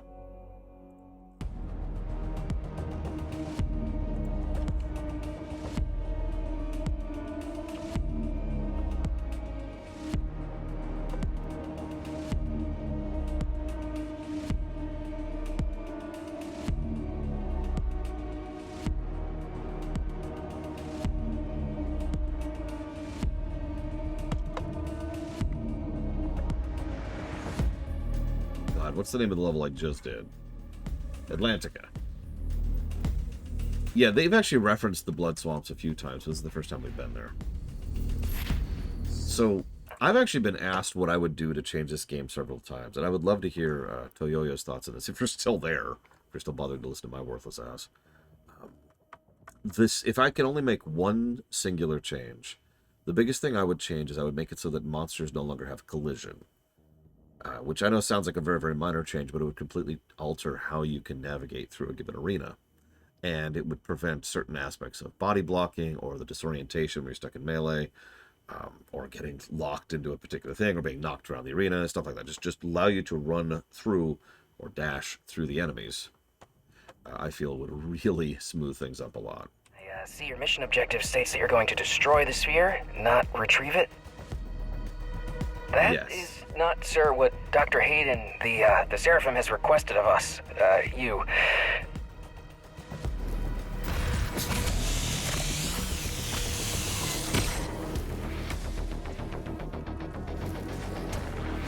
Well, they could also make the basic melee hits do more, but at that... okay.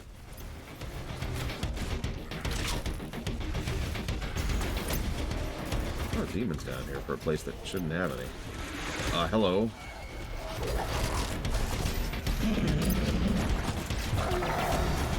But I guess... Oh, Jesus. Okay, this is just my life now. I accept.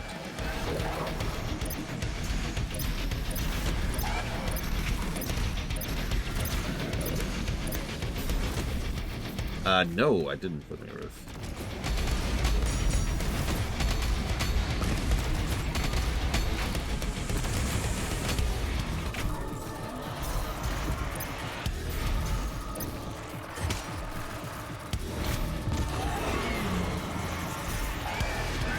I feel like if they made melee...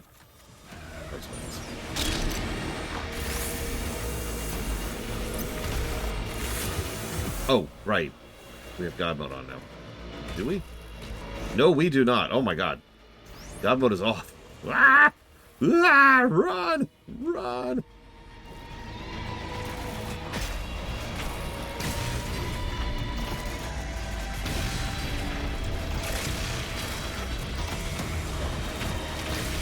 Listen, you're thinking too much, Living Earth. You gotta think less. Trust us, it's for the greater good that Samuel Hayden gets back in his original body.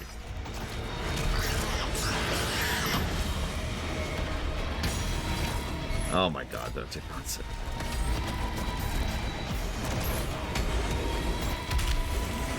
It's probably sad I didn't even notice. Whoops, that was strange. Of course there's a Marauder. I am not dealing with that right now. Whoa, or maybe I am. Oh my god, I can't even move! Stop existing! Ah!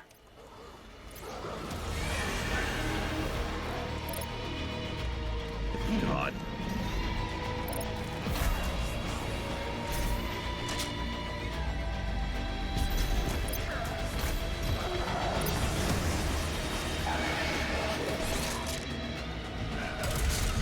Okay.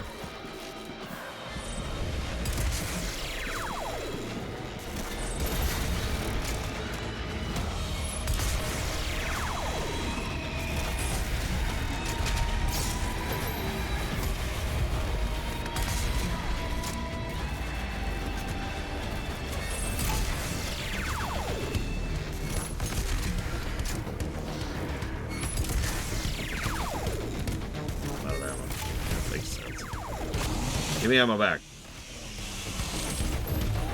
Let's see if I can even set this thing up. What? Oh. Okay. Well, while we're here.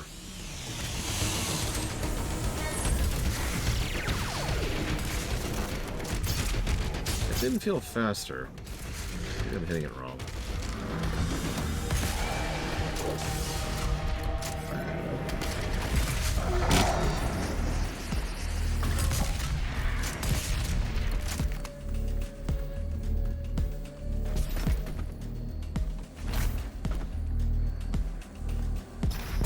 I'm sorry, I don't actually get the joke, Zactaf. What's the cliche? There was no cliche stated.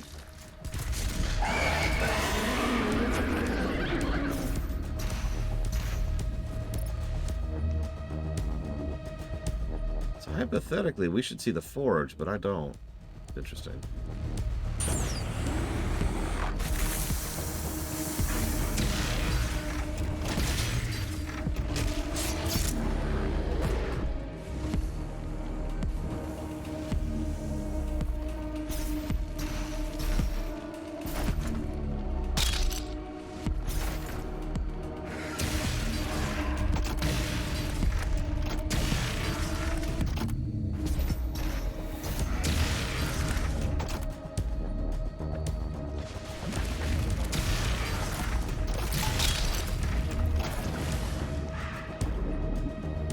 Gross. Still using the green, though.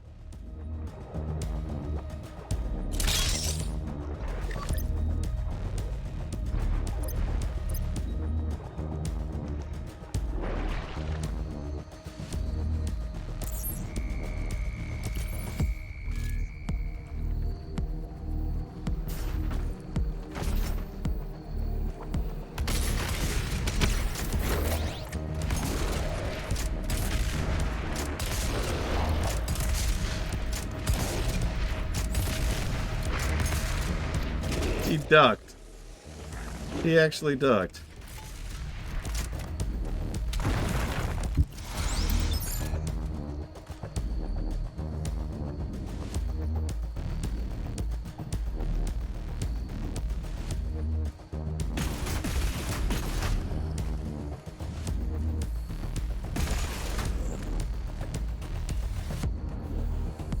I would like the ability to save my game.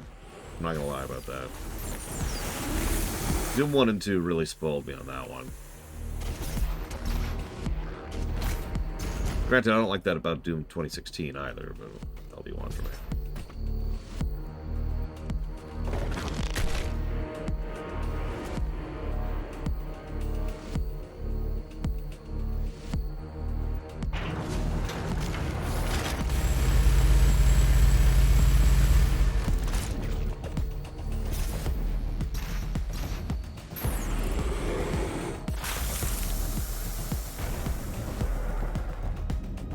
That's the key that opens the entrance to the Father's tomb, which, according to our data, should be on the crest of a mountain just beyond this altar.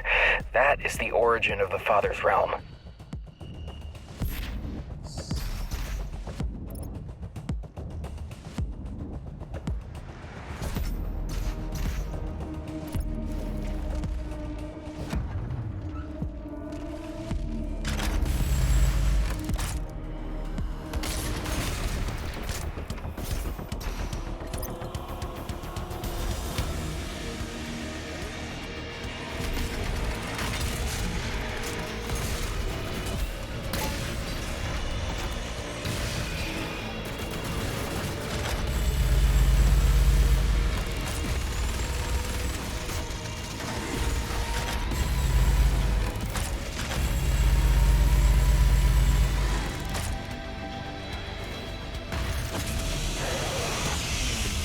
Yeah, the intern's actually pretty legit, voice acting wise.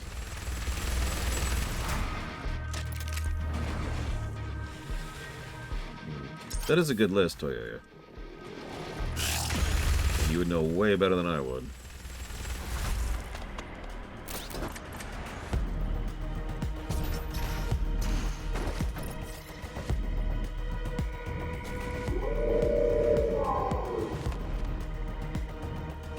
I'm conditioned to hear that noise and immediately feel despair.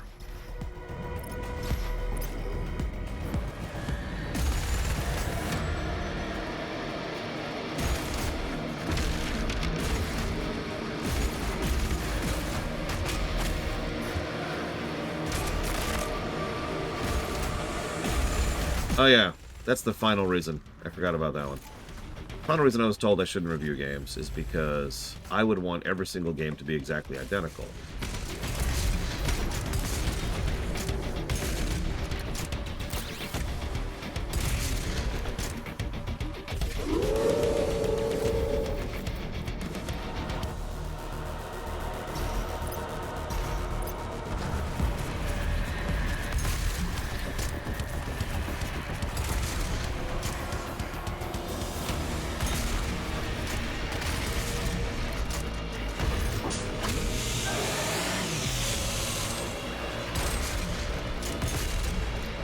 I do admit, the more I think about it, the more I wish Blood Punch was its own button.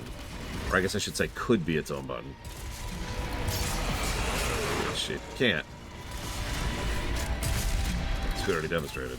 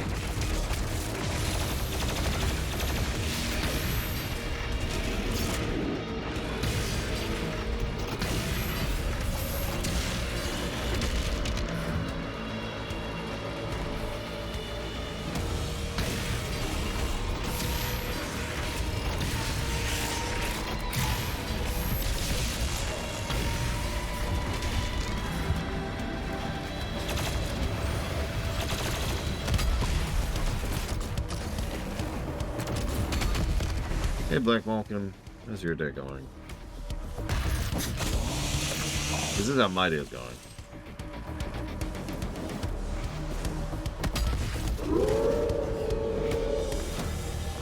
Yes, we're on to the first DLC expansion. Whatever you want to call it. Extra thing. Additional content.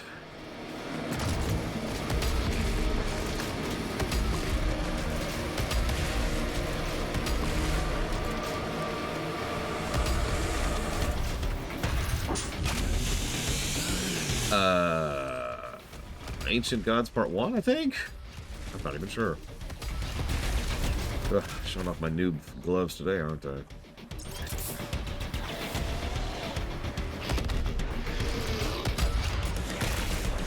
Like that, I can't believe I missed that shot.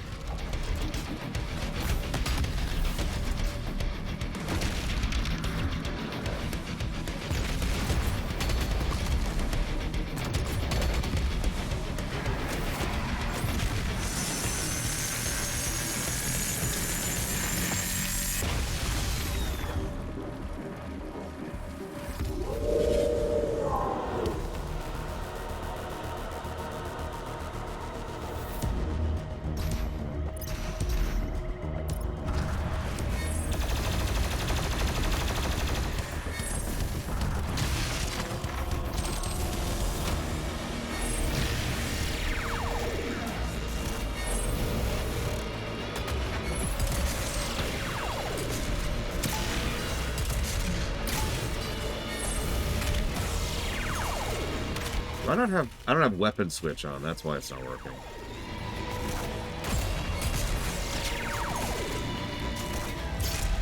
That is to say, quick weapon switch. Oh, wrong button.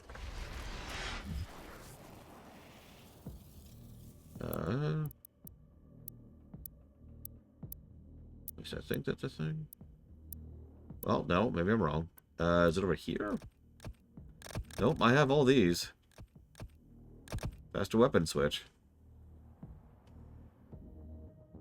I'm just doing it wrong then. Okay, there's the unmaker.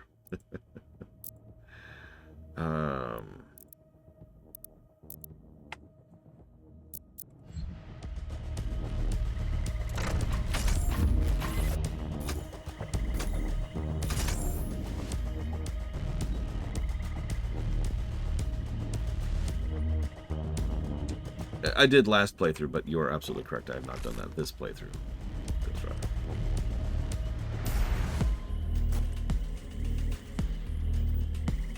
Rider. I know that Andrew Holschult, oh my god, has done some music for this, but I don't remember what and where.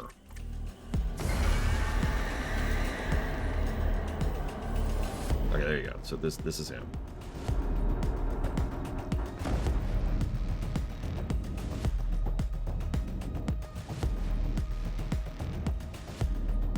Really, Ghost Rider? See, that's not how I assumed.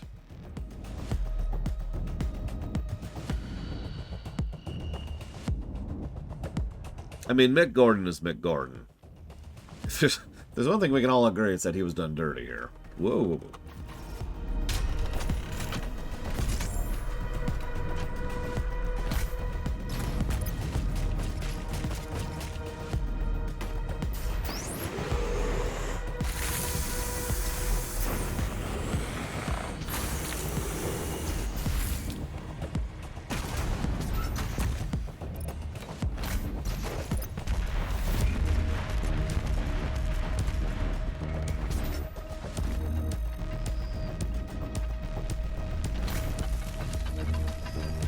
I mean, most games have multiple composers.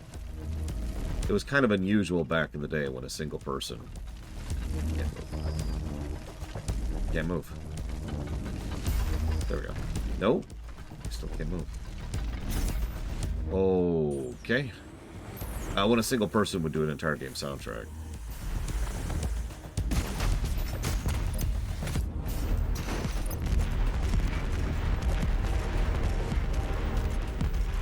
There.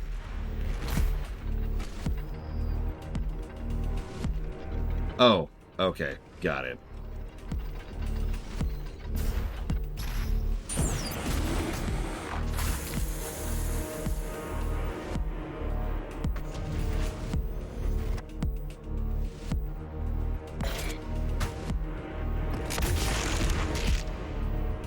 Punch! God damn it.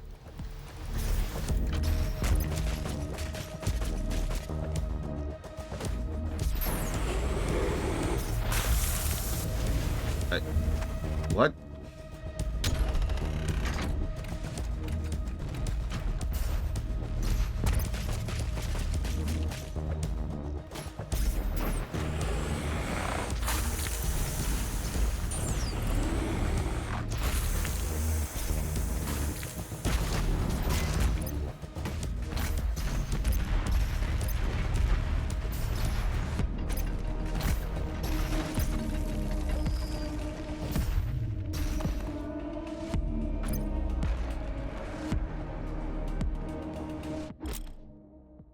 Spirits! Spirits can possess demons, making them tougher. When the possessed demon is killed, the spirit becomes exposed, making it vulnerable to the plasma rifle. Specifically the plasma... Oh no! Okay.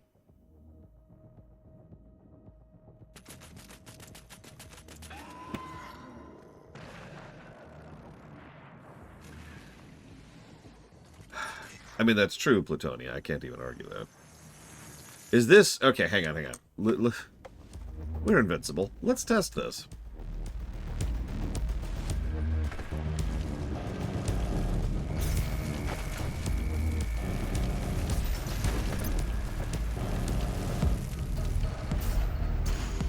Nope, wasn't able to make it.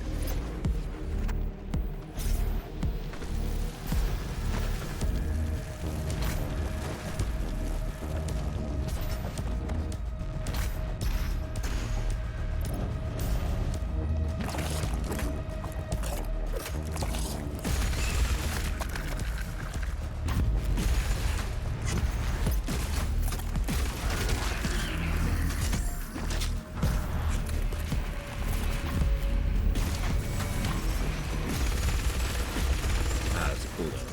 Okay.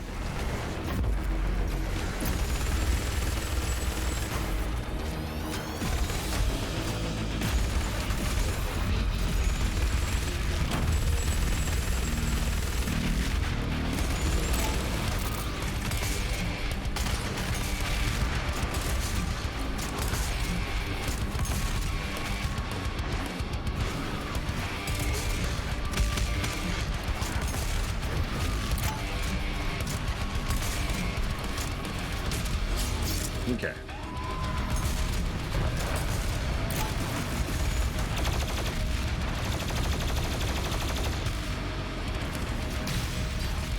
One more thing we're going to attempt.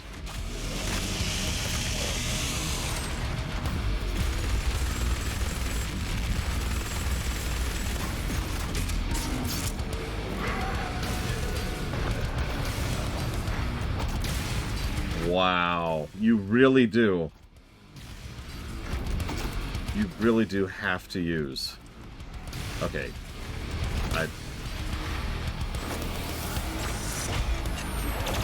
Okay.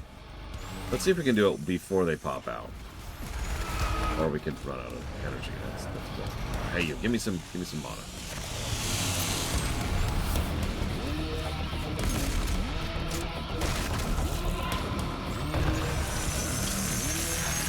Huh. So we were talking earlier about the definition of mandatory.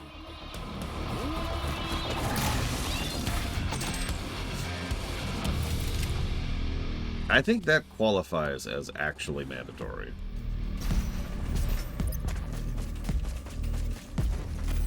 Interesting.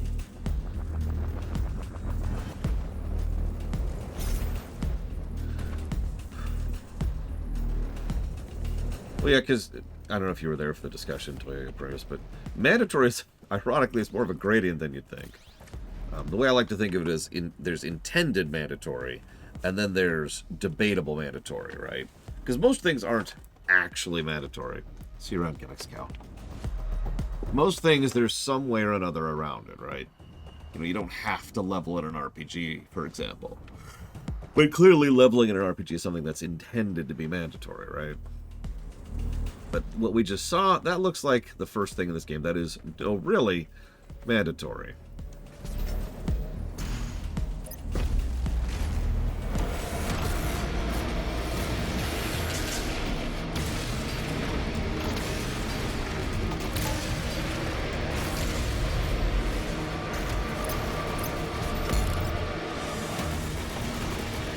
This is the Endmaker.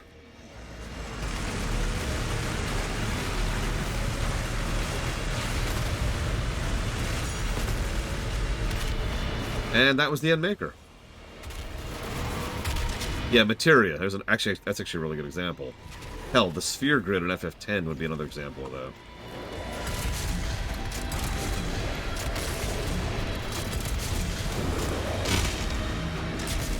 To my knowledge, there is no other way to defeat the Khan Maker without using Blood Punch. So yes, that would also qualify as actually mandatory.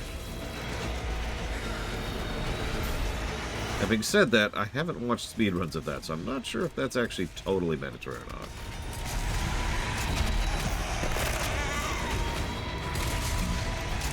It's definitely intended mandatory one way or the other.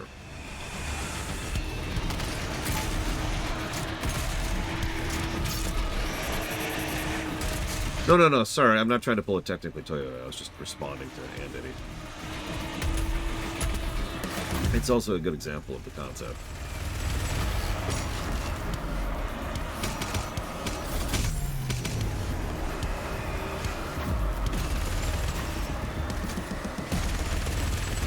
You know, neither have I, actually. I've seen plenty of speedruns of 2016. Never Eternal.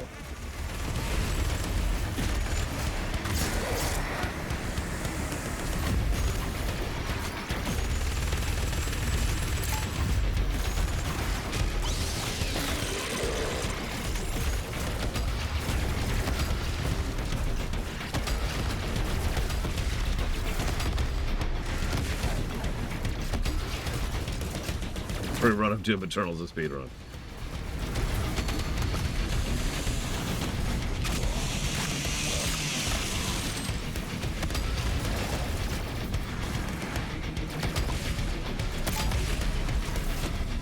Oh yeah, some Doom speedruns are at the level of Super Mario Bros. Speedruns. If that doesn't sound impressive, then you have no idea what Super Mario speedruns involve.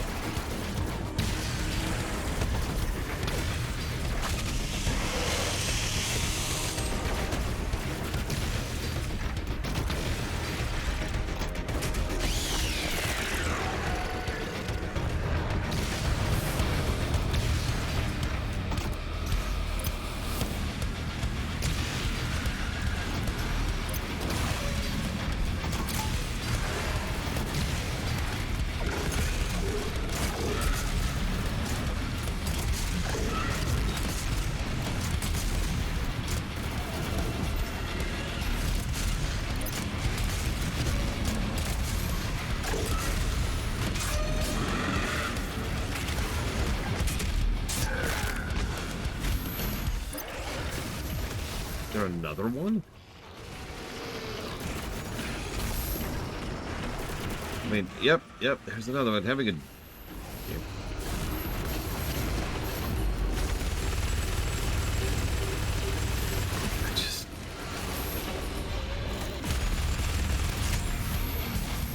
Oh man, Toyo Prius. Look, I know that I'm terrible at everything and worthless and awful, but goddamn that Halo run. That's one of the very, very, very few times I've actually gotten angry at my audience, and that does not happen. Wow.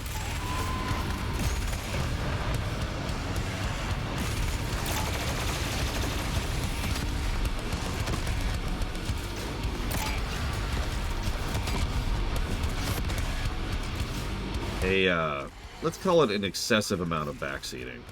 Yeah, I actually got angry, which is really rare for me. When it comes to those. Still haven't killed the other archvile. I can't even find the guy.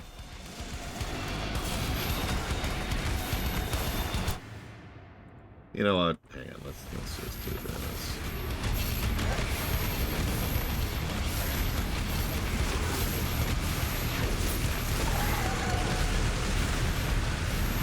Let's just relax for a second. Yeah, let's just relax. Calm, peaceful. Just, you know, let's just chill for a minute, you know.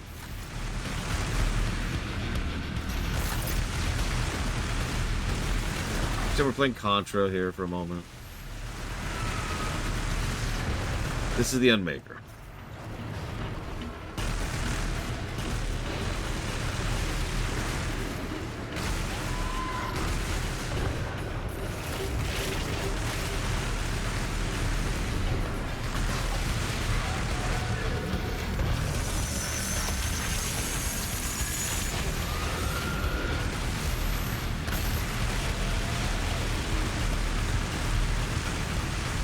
Who's this asshole?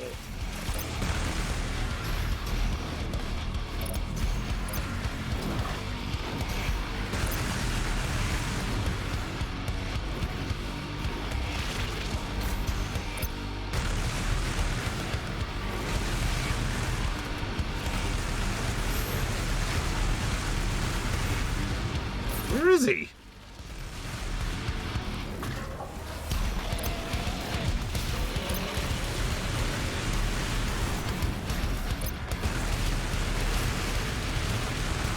I actually had someone once ask me, since we got nothing else going on right now, you know, why backseating can be considered universally bad. There he is! Ugh. Jackass. And, yes, the Unmaker uses BFG ammo. So it's BFG or Unmaker. Spoilers, the BFG is almost universally the better choice, although correct me if I'm wrong about that. Yeah, no, exactly. It's unsolicited advice. That's pretty much exactly the thing. If you're frustrated about something and having issues with something, the last thing you want is someone to show up and be like, hey, it's this. Because even if it's correct, right, even if they're just trying to help, what it feels like is, hey, dumbass, It's this thing over here. And it just makes you feel worse, right? That's why my rule is very simple. You know, if I ask for help, then please, by all means, give me help. Correct me if I'm wrong, right? There have been plenty of times. It's like, I'm an adult, I swear. I can ask for help. There's been plenty of times where I've been like, hey, could you help me with this? In all their glory. Yeah, I'm definitely serving the makers. That's what I'm Scans doing. indicate that hundreds of warriors have died trying to do this just to meet the Father. Hey, Colgrim.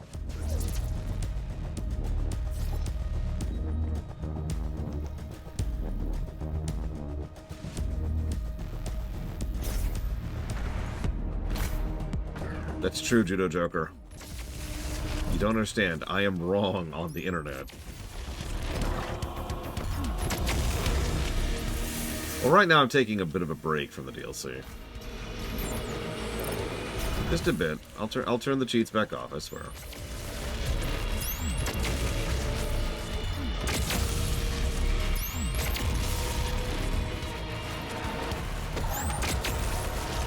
Wow.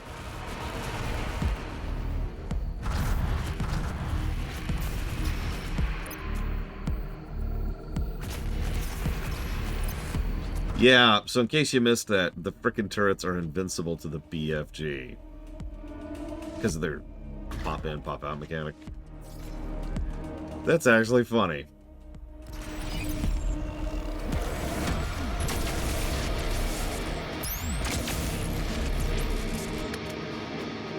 I mean, why would you ever shoot a BFG at a turret, right?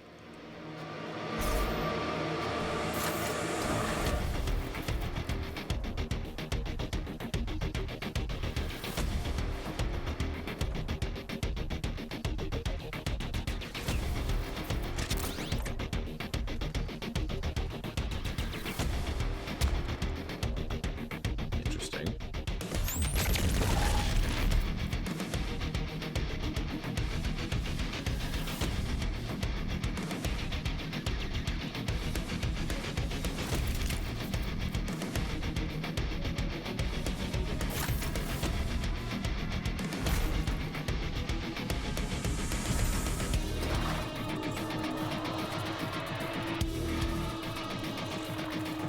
You know what's interesting is the Blood Swamp so far is a lot less gross than the rest of Hell is. Which is interesting when you think about it.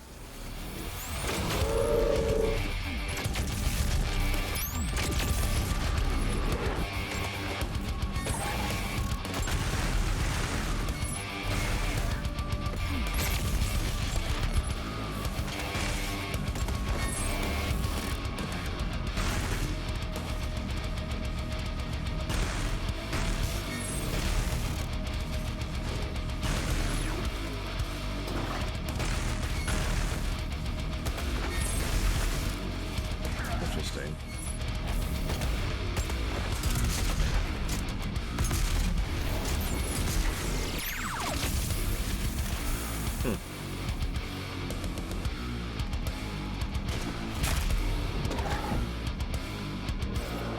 I was curious, sorry.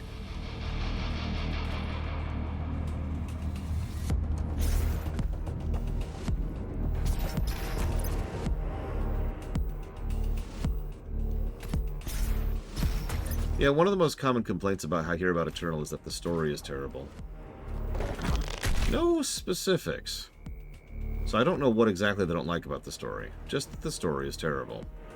Now, there is a story point I plan to discuss later, but that's literally at the end of the second DLC. So we'll get there.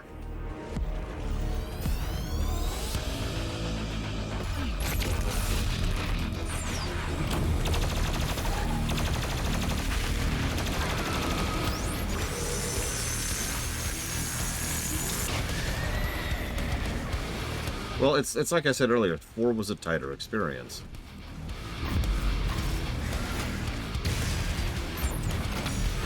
I mean, it was. There's no denying that. 4 had less, and so it did more with what it had. Of course, Judo Joker. That is the purpose of this show, is to point out how wrong I am about everything.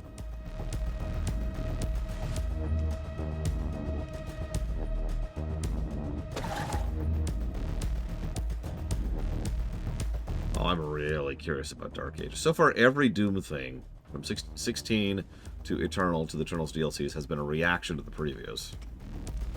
So I'm very curious how exactly Dark Ages will fare.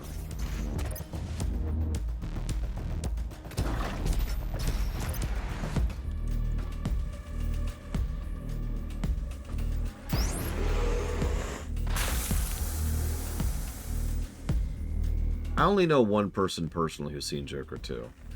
They were not very fond of it.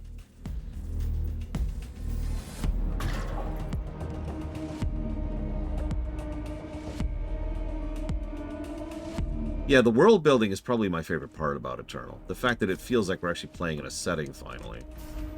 Now, 16 kind of did that too, but 16 was really zoomed in, right? Like, you only got the tiniest snippets of the world outside of Mars. You know, they talk about an energy crisis, and that's it. I think you're right about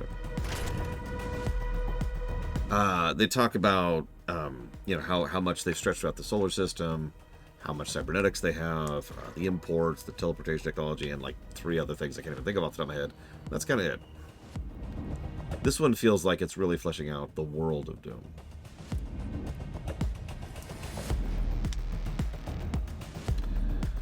It didn't overstay its welcome. It was a nice change of pace. And it felt like a good little breather, Princess Peachy kind of a thing. I tend to favor variety. Yeah, we'll talk about Hayden. I'm not sure exactly when, but we'll definitely talk about Hayden. I tend to favor variety in game design. Obviously, there's only so much you can do about that. And too much variety is just the same as no variety. But I do still like when GTA 5 would occasionally just be like, hey, be a longshoreman for a few minutes. Now, if that had been too long or sloggy or boring, then yeah, that would absolutely frustrate the crap out of me. Okay, so this is a good example of what I was talking about earlier. I am currently lost. Now, anybody watching this could tell immediately that I'm lost.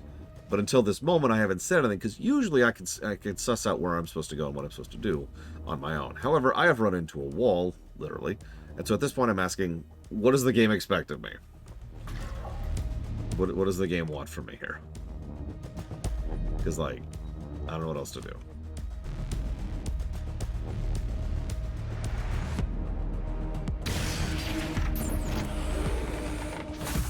One other thing I think that Doom Eternal does better than Doom 2016 is the brickwork.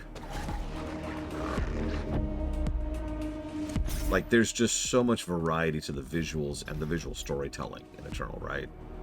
Like Devastated Earth, or Argent D'Nur, excuse me, or the Necroval, or the place I can't stop gushing about, Urdak. You know, they do a lot to really add some wonderful visual flavor and general enjoyability of it. Like, I don't know what else to add to that. Like, they really nailed the brickwork. Even the Super Gore Nest, which is gory as hell, nevertheless, was good stuff. This is how I came in.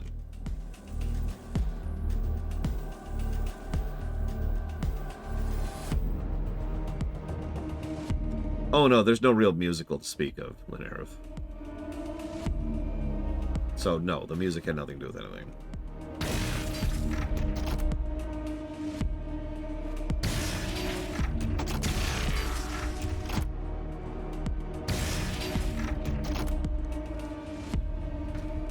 Okay. Like, it's so obvious I need to do something with this, but I don't know what.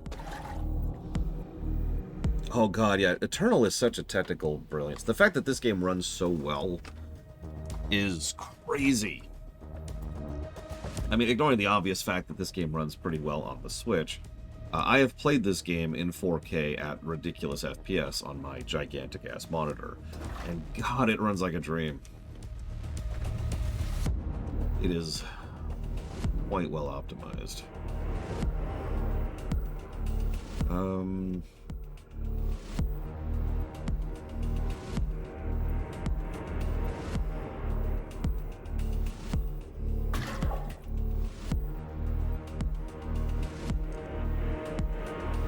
Yeah, let's leave this area, because I'm just obviously missing things.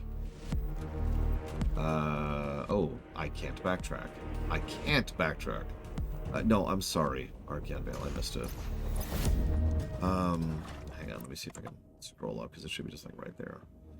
How do you feel about possible gameplay disconnect, aka what you should be able to do in the game versus what you're actually able to do? I mean, it sounds to me like what you're asking about is the waist-high fence problem. And I will admit, I've been irritated by the waist-high fence for a long time.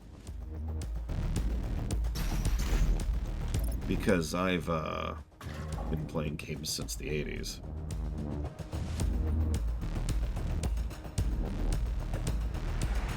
Thank you, Dakota.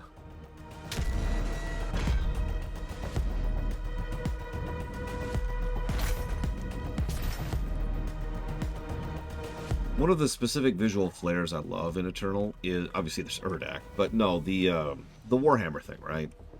The stone, medieval, wood, crude iron look, combined with high sci-fi.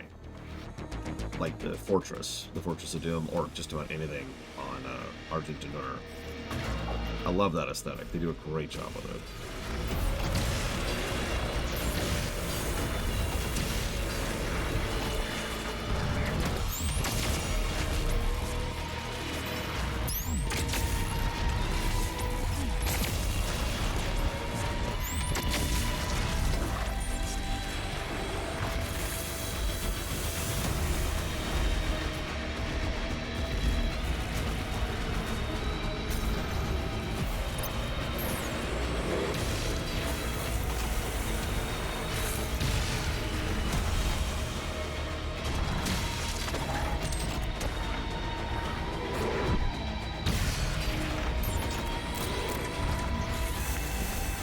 Yeah, I started gaming when I was 3.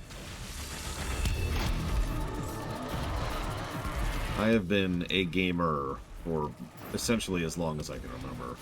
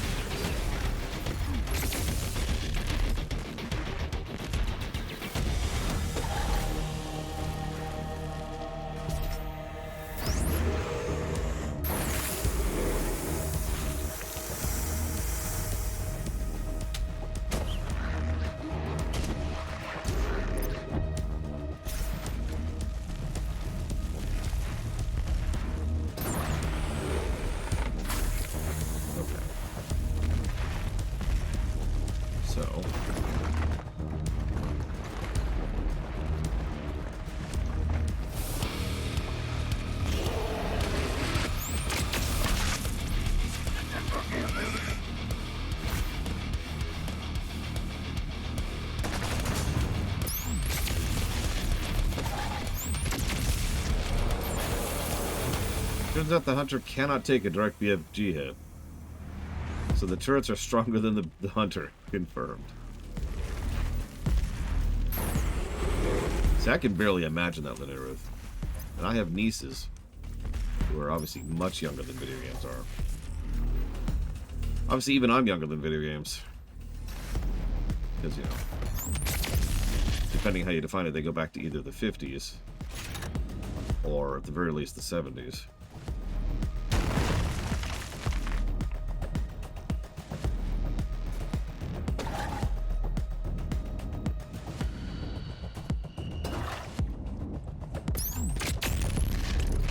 Interesting. The eggs don't track as an enemy.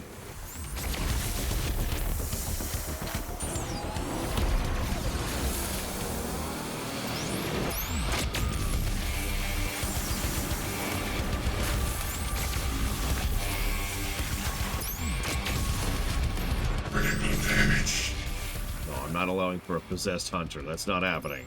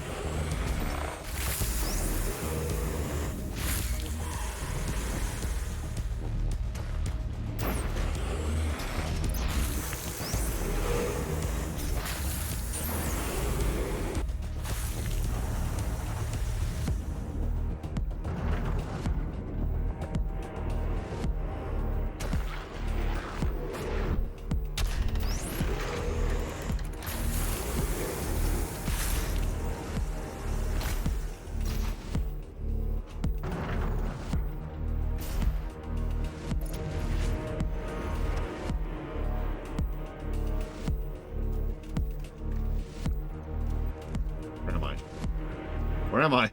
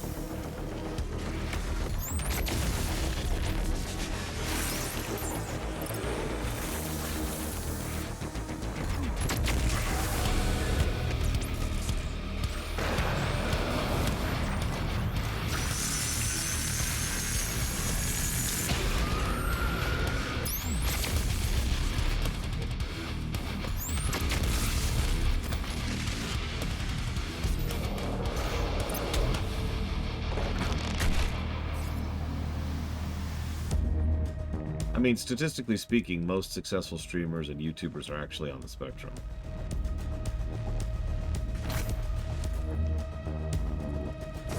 Don't know if that's actually causal or not, but it's also true.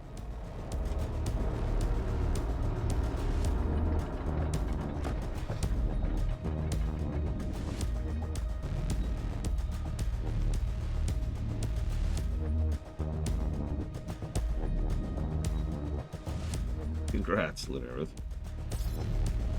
An insurance company did their basic job.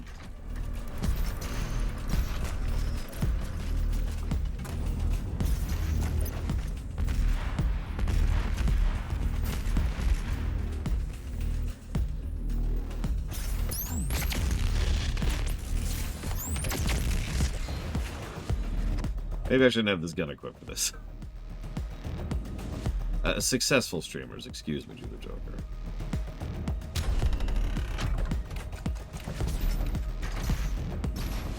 God damn it. I'll be right back.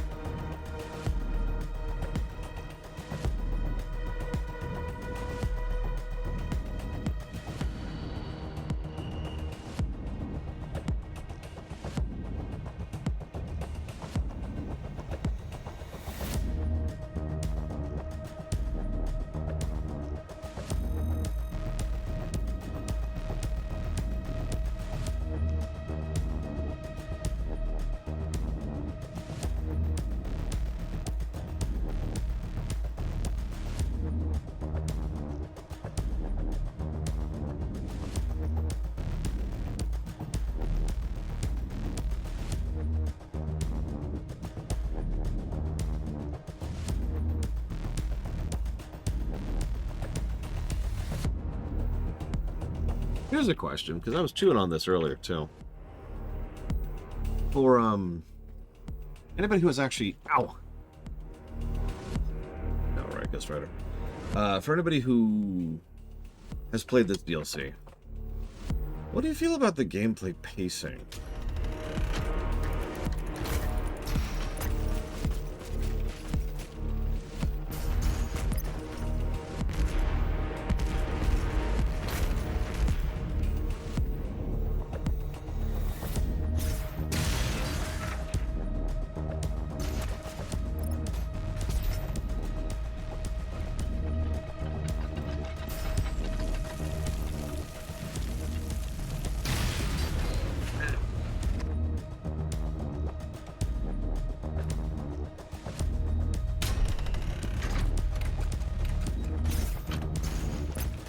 Yeah, that's part of what made me think of it, Toyota.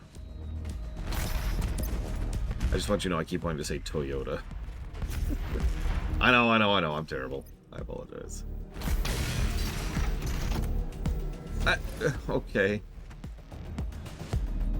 Lesson learned. Okay, let's switch to a here.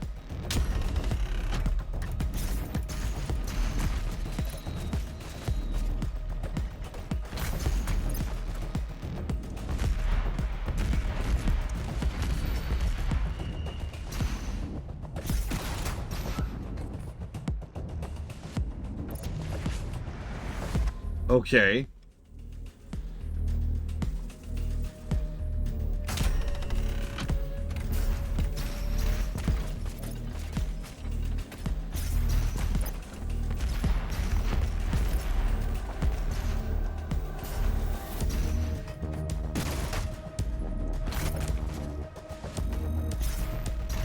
Grab that one for some reason.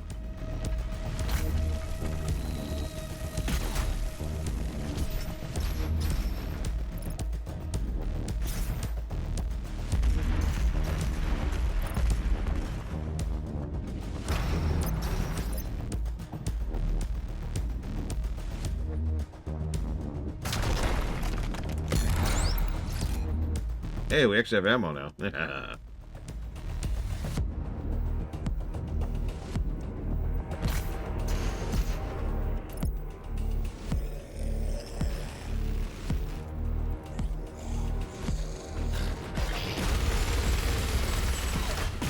So, I haven't 100% codified the negative for music yet. But there's a tendency in several portions of the game, kind of like right now, actually, for the music to be this kind of incessant getting ready for battle kind of a vibe. Yeah, a second.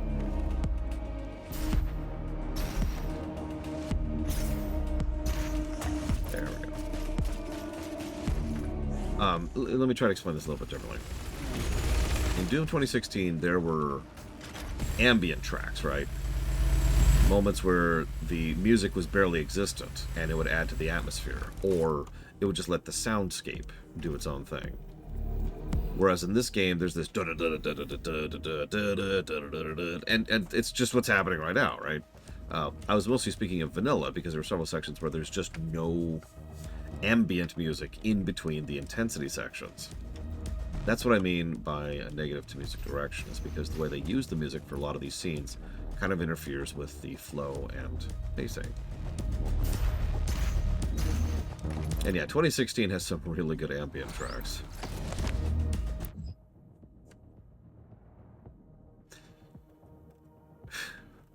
Port 8?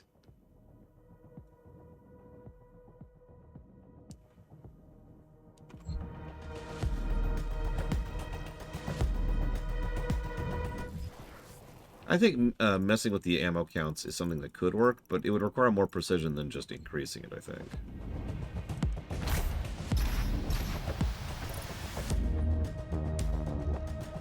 So, like, this song right here, Ghost Rider, what do you like with it?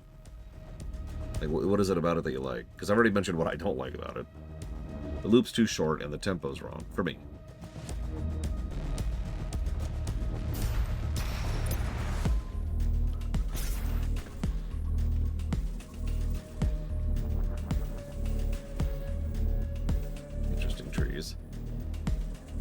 Very doomy.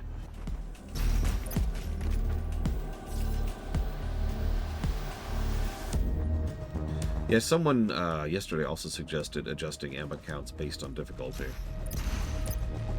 Ammo caps, I should say, excuse me.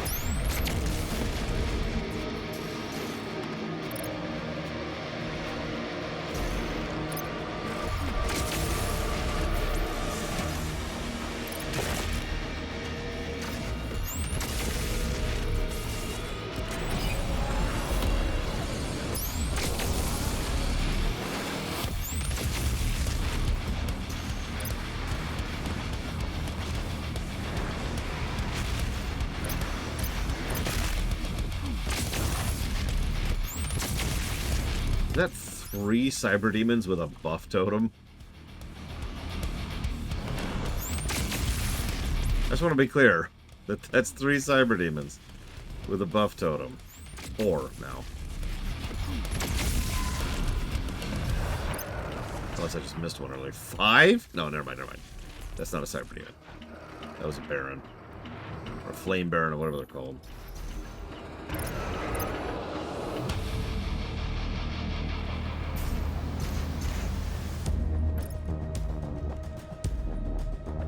May you serve the Makers in all their glory. You realize the Makers are the bad This will guys, complete right? the shield.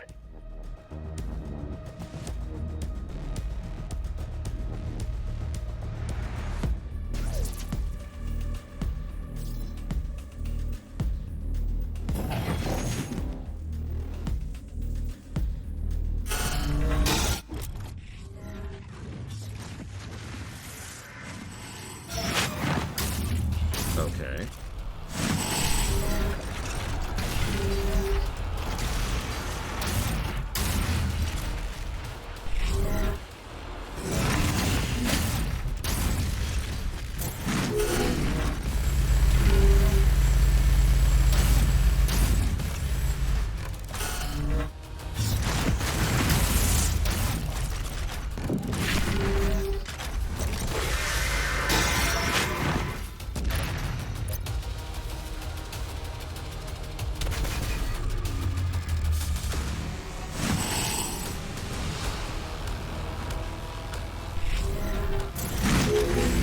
I think the music is excellent, but it does run into a little bit of the Reese's Pieces problem. Or not Reese's Pieces, Reese's Buttercups. Whatever. Reese's! We're just gonna call them Reese's from now on. That's their new name.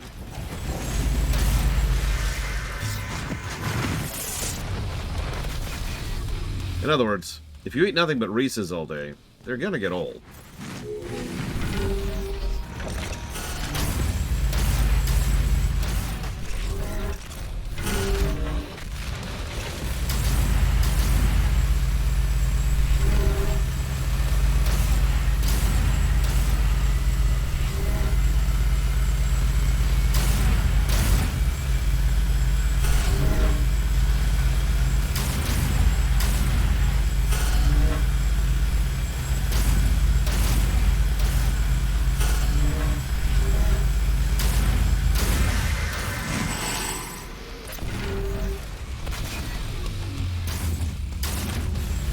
Machination's problem.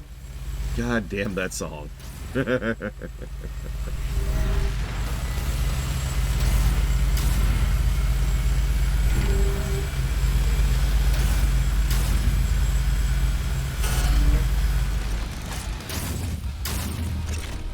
What, Archeonville?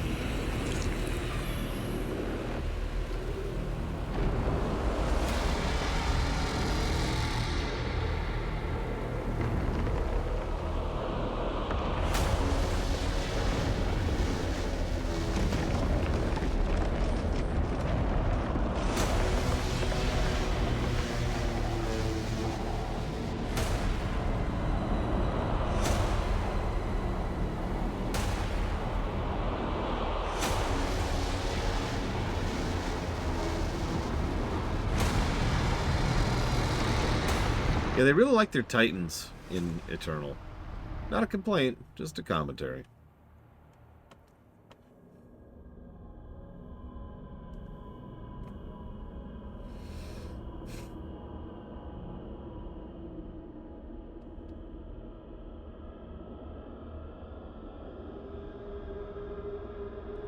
Hurry! Retrieve the Father's soul sphere. He will save Urdak from the demons. For the humans' sake. Do it now.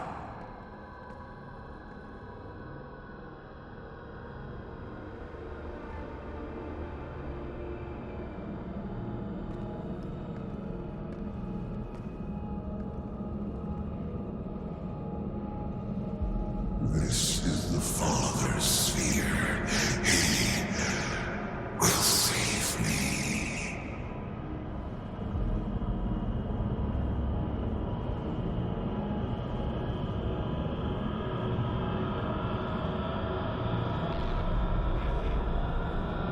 Notice there's another sphere, by the way. Yes.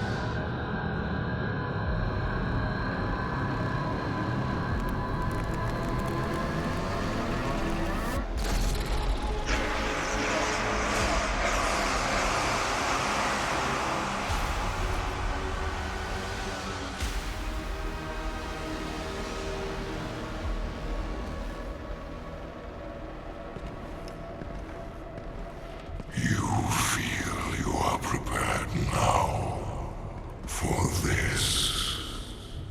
This is the Dark Lord's life sphere. He'll take physical form if you do this.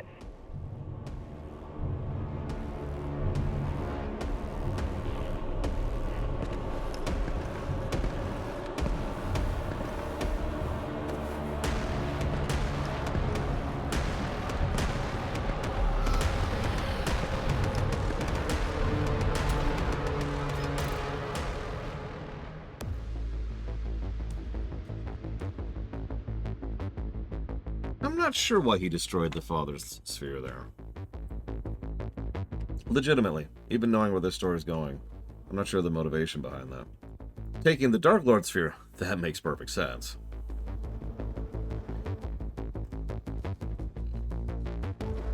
Let's put that under Kit, I suppose? Would that be Kit? I mean, the Makers, as I mentioned earlier, are essentially devils, for lack of a better way to put that.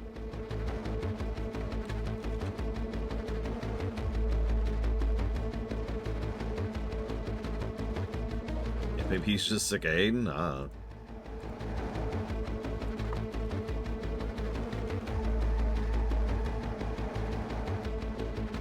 Oh, excuse me.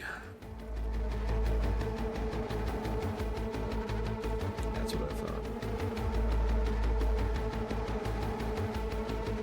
Damn it, I'm stupid.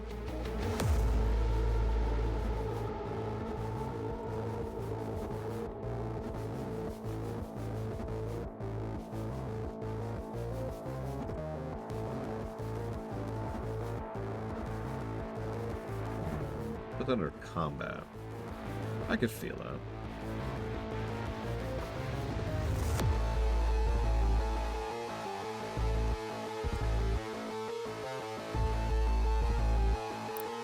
Sorry, Toyoyo Prius. I think I agree with you. I was double checking something we'd done in a previous review for precedence, but yeah. The live system is interesting because it's effectively, I said this yesterday, it's a potion system, right?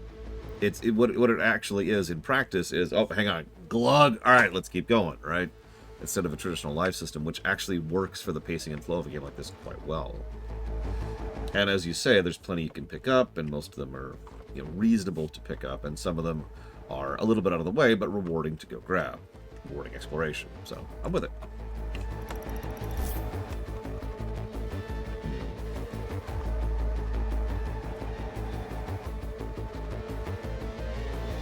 So, meanwhile, back on Urdak, things are not doing great.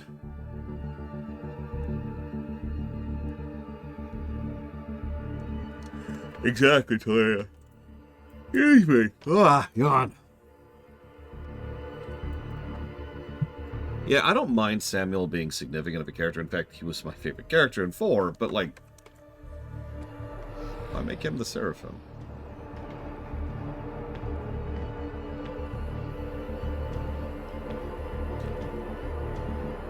My God. Everyone, evacuate now! Assuming you want to use that orb to go to Urdak, right? This is an emergency. I love the intern. I love the intern! So long as you have a life sphere, you can get through to Urdak. Your portal signature will read like you're one of them. Listen, whatever we do, I'm in. You want to wake the devil not so you can help the demons, it's so you can kill their leader once he's taken physical form, and that'll destroy all of them, for good. Right? Right. Okay, I'll take that as a yes. I just want to be part of this. I mean, we're about to save the world. The Dark Lord has only ever been written about. He's like a decillion years old and hasn't actually even been conjured into any kind of physical form for that long. Nobody even knows what he looks like. So, like I said, I'm in. Portal coordinates set for Urdak in the 6th region of the Equestrian Hold. All right, ready for launch, Doom Guy. Oh god, what's the name of that guy in Oblivion and also Starfield? I'm sorry. Decillion is 10 to the 10th, I think?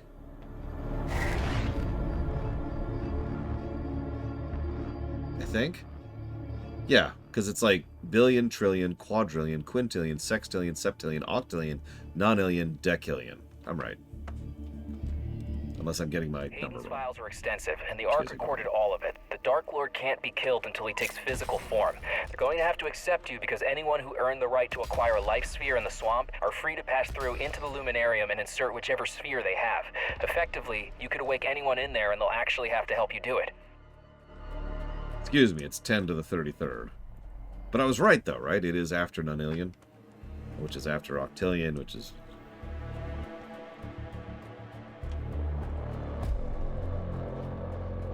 Urdak continues to be gorgeous.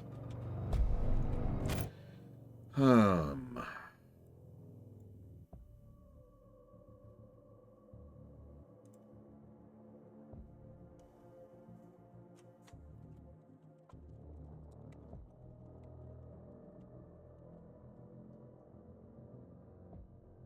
would be shocked if Master Chief wasn't inspired by Doom Guy. If they say he wasn't, then I honestly would call them a liar. No offense to Bungie, although these days, all the offense to Bungie. But, yeah.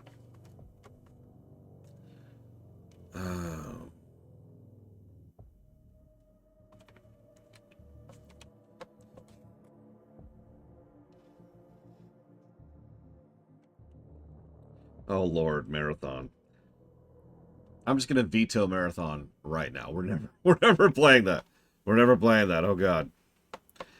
Because if I'm not mistaken, recently Marathon was made playable with that recent re-release or whatever.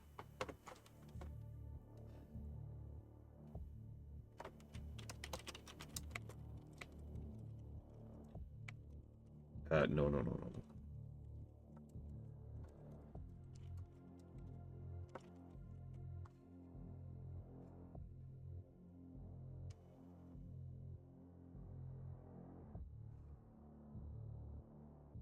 Historical significance. Look, it's historically significant to gouge myself with red-hot pokers in order to remove, like, a needle or a bullet wound. That doesn't mean I'm going to shoot myself in the shoulder and then gouge my shoulder with a hot red poker, okay?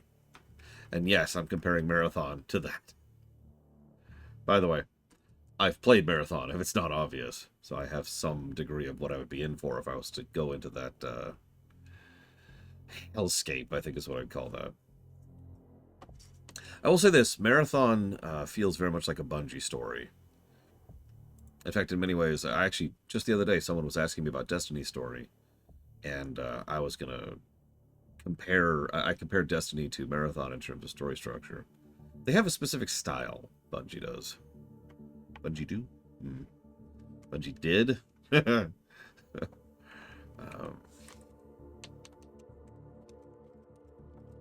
We're definitely adding a positive to the intern. He's cool.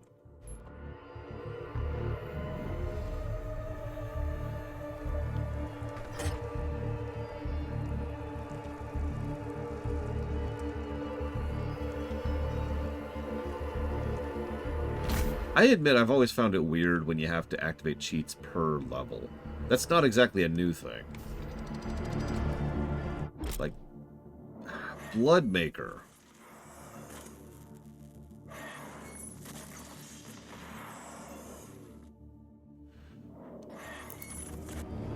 Okay.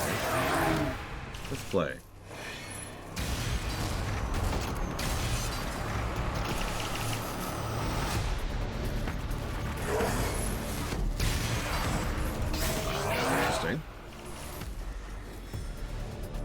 I have actually played Myth, and Myth 2, and I've beaten both. Now, if that doesn't sound impressive, then I'm apparently not flexing hard enough.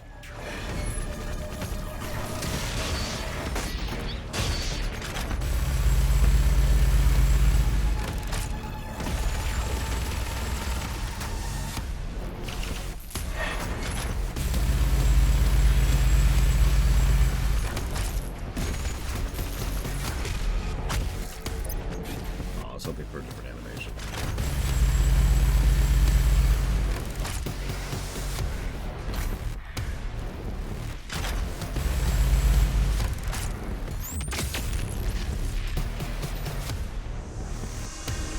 Yeah, that's pretty much why that's a flex. The T-print. Anybody who's played the Myth series knows those games are really hard, and not in a good way.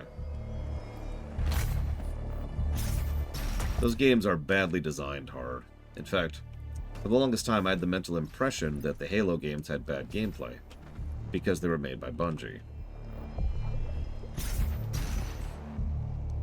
Don't mistake me, I actually unironically adore the story of Myth and Myth 2. It's why I pushed through them. But gameplay-wise,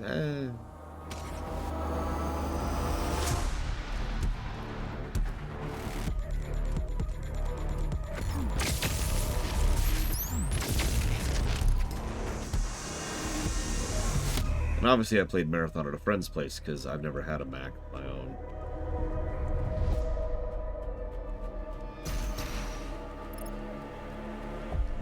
I'm guessing it's these things right here.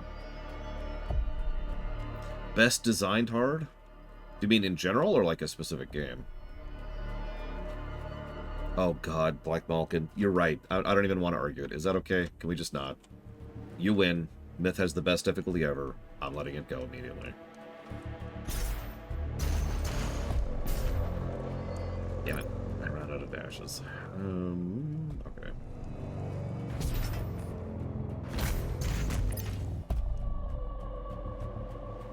So a game with the best designed difficulty.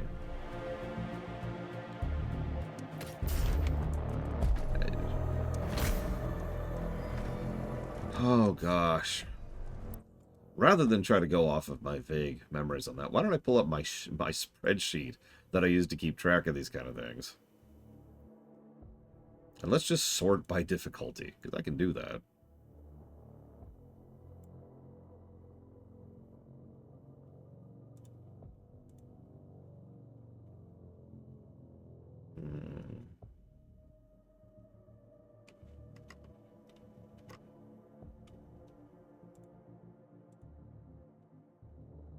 So StarCraft 2 is at the absolute top. No shock there. DOS 2 is pretty high up, but that's whatever. Devil May Cry 5. I agree with that one.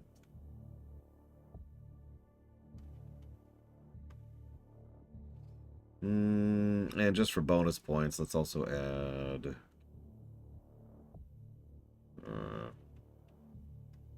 System Shock 1, just for fun.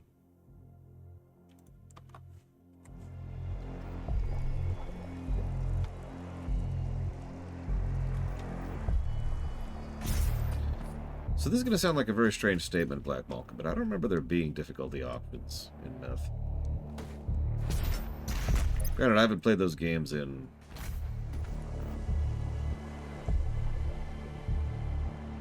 since college. So a minimum of 22 years ago.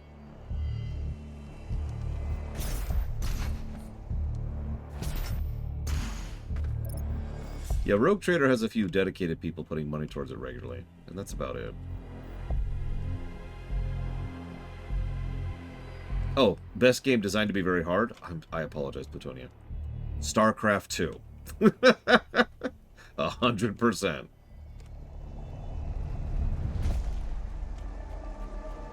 The demons now move freely through this world.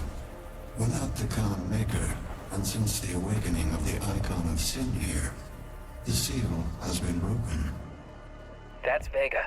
You left him here on your last mission. Yeah, I remember. Thank you.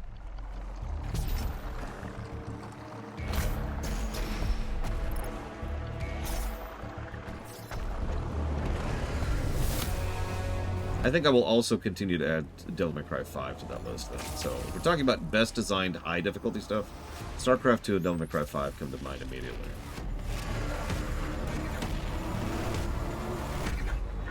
I would, however, be remiss if I did not mention both Doom 1 and 2, which do that pretty well as well.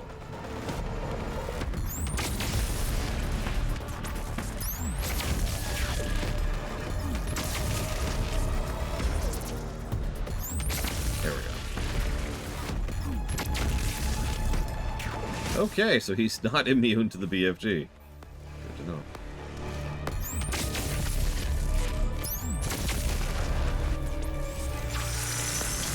Now, Olivia's not in Doom Eternal, Archeon. Yeah, I was actually just about to say, this is an interesting arena. Much more of an arena than that one stage, or stage 1 arena I bothered to point out. Back in the UAC Atlantica stage.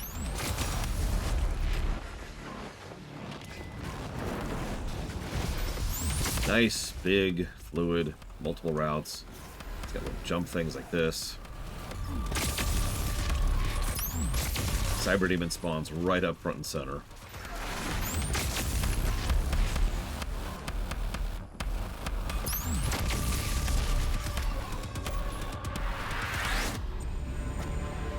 I wonder what difficulty I played on Black Mountain.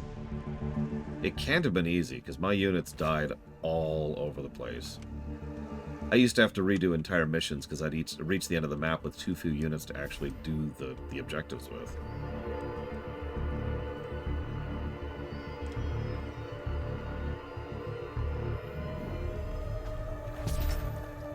I don't know. And unfortunately, I have no way of knowing. I will assume I was dying a lot on easy, because that is normal.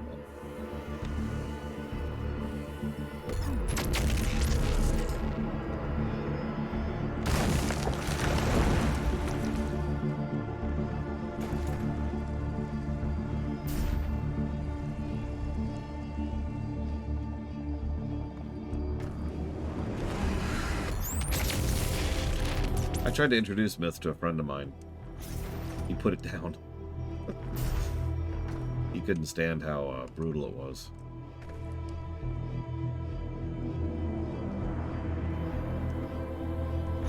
It's a great story. Myth has a fantastic story.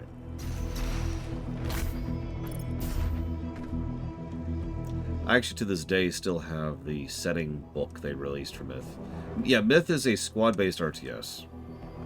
So very, very tactical. No healing, no base building. No, you're thinking of Myst, Dream Whisper. It's okay, it's a really common mistake. But yeah, you have a very small number of people, and they all have their own specific gimmicks and abilities, which, generally speaking, you can only use once per map. Like, for example, the dwarves come with satchel charges. So, like, you get one satchel charge, a little mine thing, which you can drop down, and then they...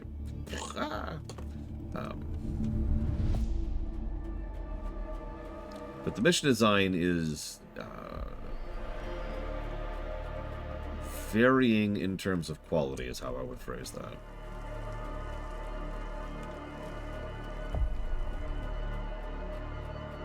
This isn't really a spoiler. The main premise of Myth and why it works so well for me is it's set effectively during the apocalypse, and the giant epic battles against the oncoming horde are happening over there off camera.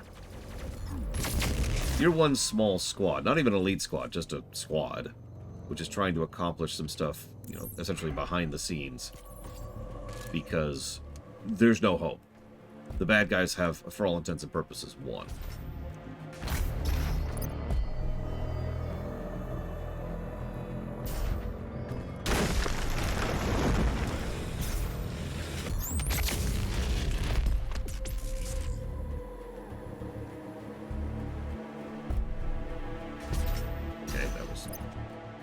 Physicsy. Try that again.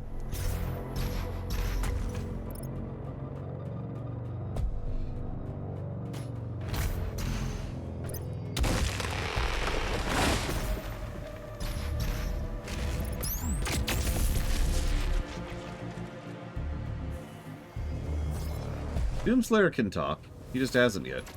Well, actually, that's not true. He talked in flashbacks.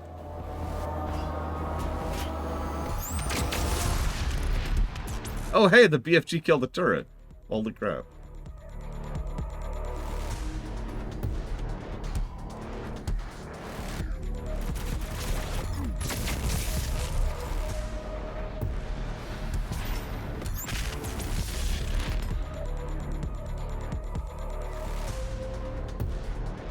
Does he ever speak in the present?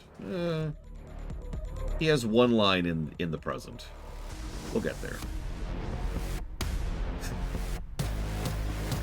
It's not often I hear such positivity about someone as terrible at games and reviewing as I am, Ryman, but thank you.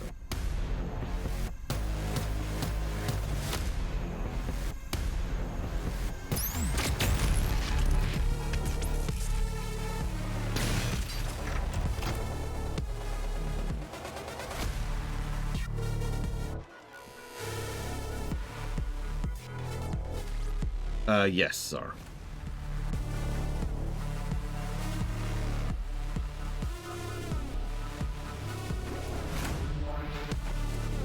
He doesn't tend to talk in general in Aerith. It's implied that there's... It's part of his personality, is the simplest way I can put it.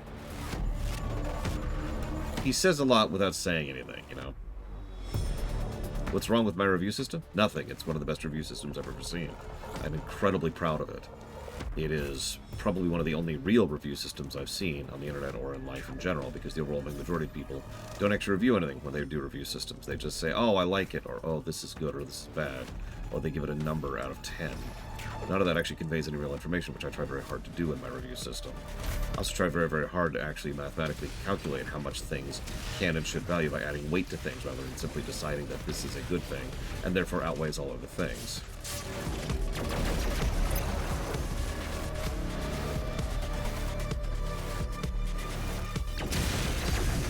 Sorry for getting a little defensive there, but honestly, every time I see someone else's review of something, I just want to laugh at it.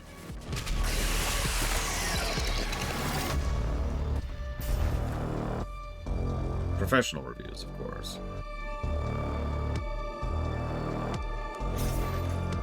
Why am I so stupid?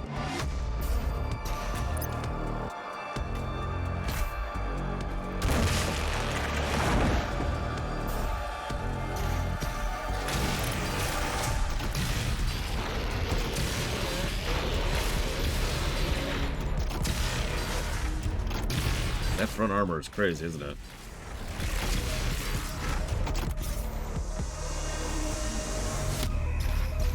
Oh, there's plenty of flaws in my review system, but honestly, at this point, I'm not sure they're fixable. As weird as that sounds. That's an interesting statement, Black Malkin, to which I say, yes, 100% absolutely. One of the things that irritates me the most is how many people call my Ruminations reviews. They're not. No information is being reviewed or categorized or otherwise reviewed. There's no review in the Ruminations. There never was, and there never will be. That's not what the point of a rumination is. So I don't call them reviews. That's why I've never called them reviews. And yet the overwhelming majority of people seem to think that they're reviews simply by virtue of the fact that they're someone talking about a thing for a while.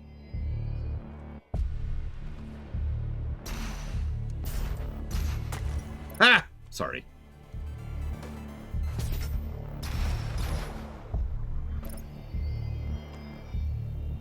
Oh. Thank you, French Philosopher, very, very much. I'm sorry, Krenzler. I'm doing a lot of movement today, and I apologize for that. That's on me.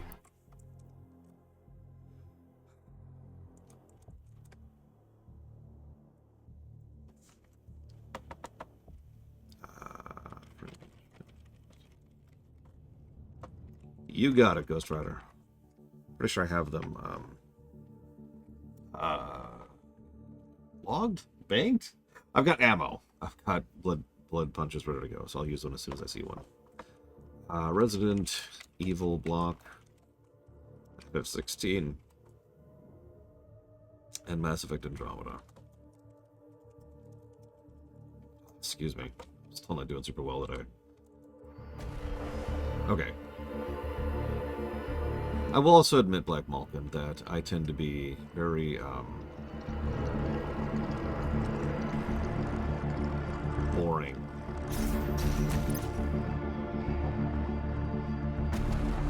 my mind is and always has been numbers.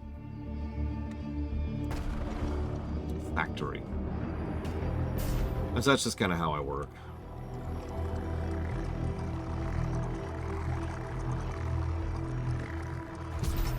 Music is math. Exactly. That's exactly in that same mentality. I will never forget how I was yelled at for saying that music is math.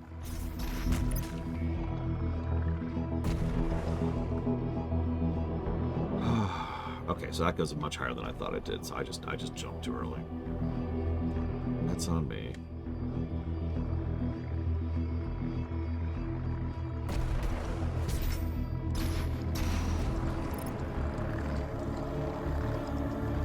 Cool looking.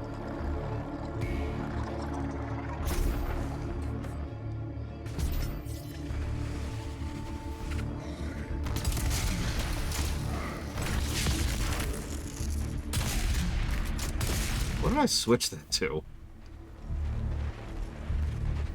Oh.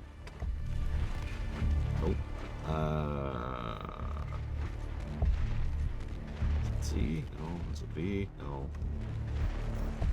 Oh my god, I don't know. Oh, there it is. B? No, that's still not it. How do I switch? What did I switch it to? I'm so stupid. Okay, switch equipment. Switch equipment. 8! 8. That's not a B, you moron. Oh, I'm so stupid. Okay, okay. What in the world is that?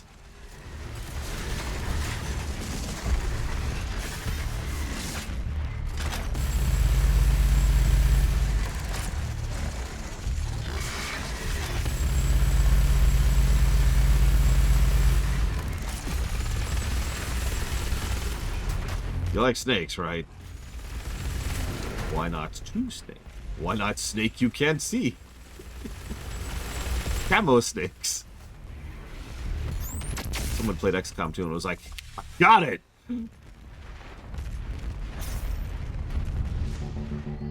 One thing I want to do very much someday, it's still kind of a bucket list item for me, is I would love to actually sit down and review some movies under my current system.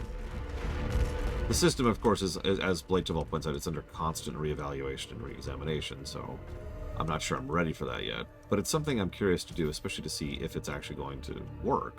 You know, if it's something I can do. I think so, but that's the realm of theory.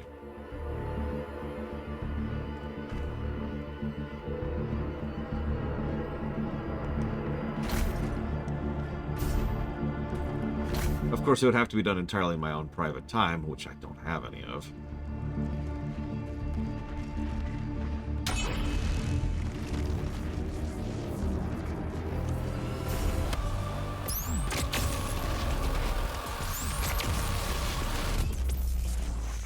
Well, that's a good question, Ghost Rider. It depends on what exactly the new system is. The reason we've been able to get away with not having to redo... without having to redo anything before the Oblivion line, or excuse me, after the Oblivion line, is that the method of generating pluses and negatives hasn't changed. Only the specifics of how they are calculated has changed. Oh, hello.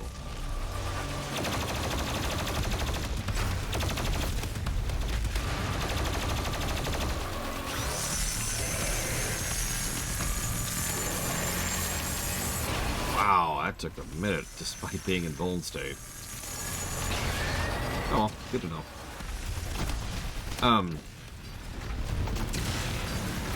So in other words, like, the positives and the negatives haven't changed since the Oblivion line, not really.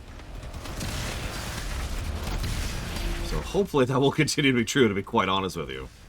Because the correct answer there, Ghost Rider, is, of course, any game prior to the new method of calculating pluses and minuses would be invalid, just like it was before the Oblivion line. And thus we would have no choice but to invalidate all previous reviews again. People joked that that was going to happen for a while there. Never did. I've added a few new categories, but every time a new category is added, one of the first things I do As I go back and double check if it applies to any previous games. Well, there's this thing called being entertaining off the deeper end. Just something I'm not very good at. Like, most streamers have, like, editors and special effects and sound files. And they react to stuff. Ooh, that's cool. It's actually because we had to at Qualitas. Vega had to keep the portal open on this end, so we left it behind for that reason. Remember, you can pick up to 3 things, Catabo. But, nevertheless, thank you very much for the sub, Catabo.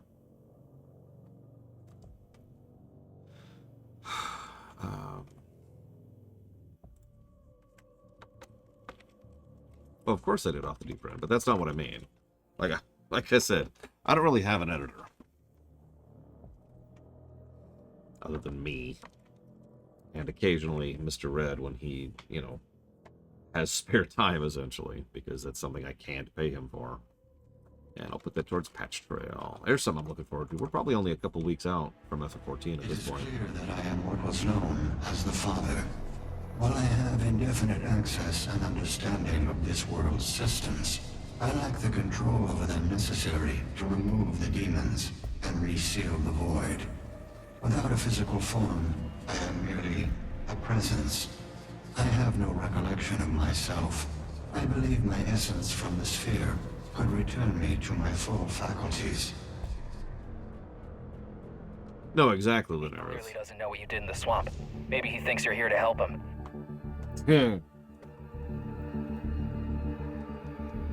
This is just so gorgeous. Look at that!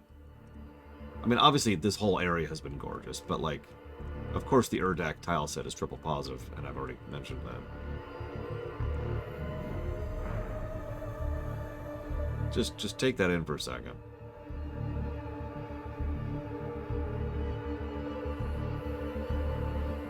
What I also love is you see that edge of what was probably supposed to be a planet, which actually terminates there. It's almost an optical illusion, because it creates this impression that it's set against a backdrop of a world, but that world is just this hollow husk, which of course is probably deliberate, given what we're talking about here. Ah, this place is great. Yeah, pluses. Holy crap! I'm gonna get so much flack for this review.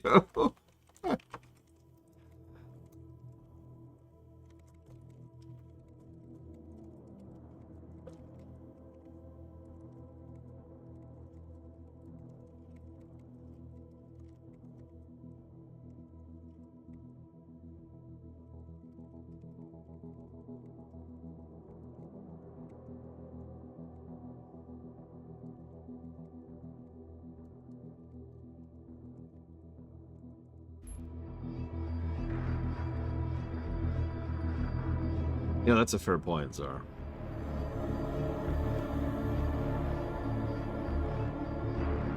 Well, it was never removed, it was just iterated upon, Archeon Vale.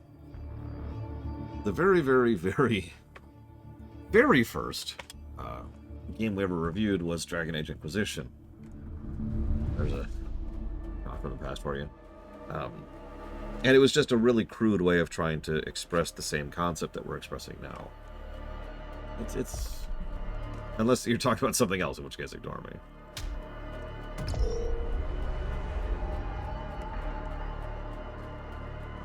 This looks interesting. Whee!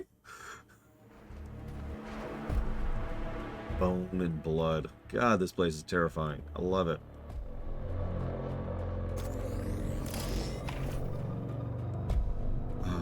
The Inquisition stream.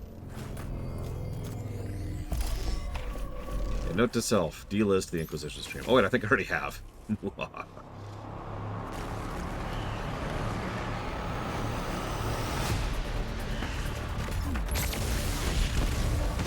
Yes, Takoto is one of the people who suggested the audit list. Not the only one, but one of them.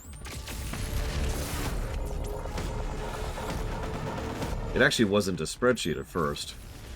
It was literally just a list of things that we reviewed. And like everything else, it got iterated on, and then iterated on, and then iterated on. No, it's fine, Blade Tabal. I hate most of my older stuff. There's a reason I tend to delist it whenever possible.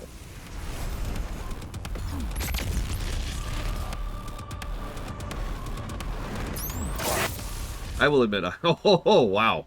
I have, objective reasons for delisting older content. Thanks for that, YouTube. But even if I didn't, I'd still probably push for doing so.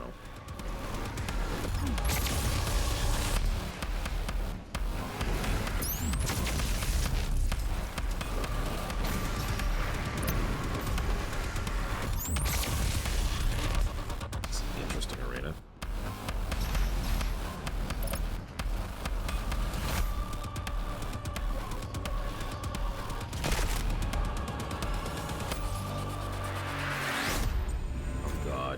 Yeah, as much as I complain about Twitch, you know one thing I do like about Twitch nowadays? The chat works. Some of you probably remember, way back in the day, Twitch chat was so unreliable that we had to set up our own IRC channel in order to actually have interaction with viewers, in order to have a chat, because it was that bad. The chat's actually in a pretty decent place. I will give them that.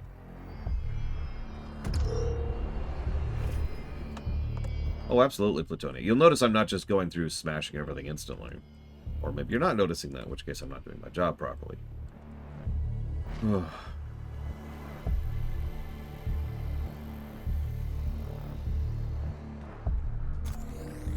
This would have been... Gosh... 2012, I want to say? 2012, 2013. It's one of those two. Yes, that's right. I've been streaming for a long time. Yeah, I played Inquisition at launch for perspective. I played a lot of games at launch. Oh no, I'm referring to the previous incident, not the Inquisition run. Because we did a whole Dragon Age run leading up to Inquisition, if you remember.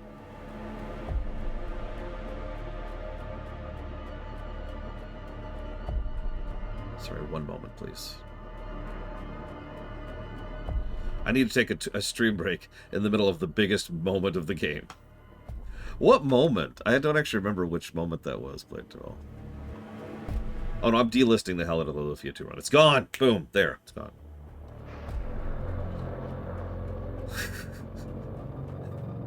Can you guess what I remember most about the Lufia 2 run, Ross? Like the first thing that comes to mind?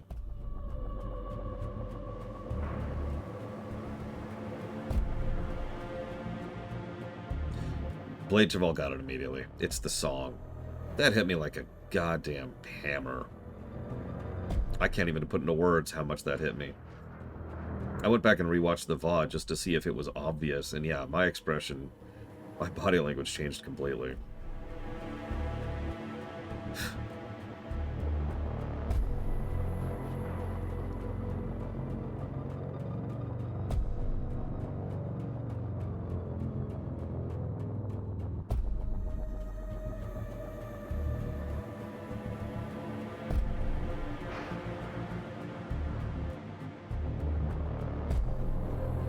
Oh, that makes sense, Blade Tabal. God, that was so frustrating.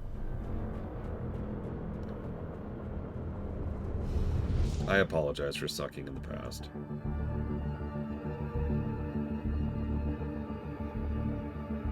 Then again, I apologize for sucking in the present, too, so what the hell do I know?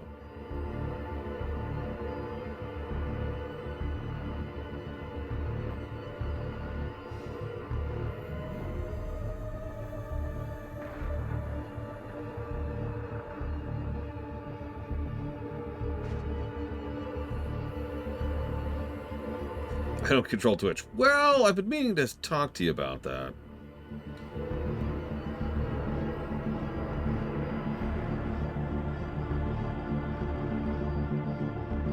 I mean, in order to keep Twitch operating and functional, I'm gonna need about $350.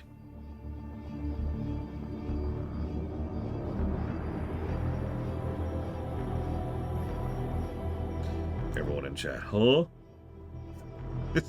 Sorry. Dumb reference.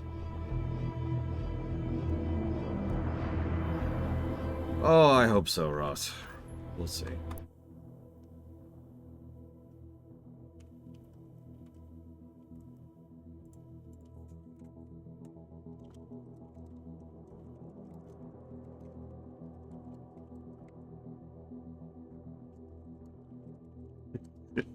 Damn it, Spartan. I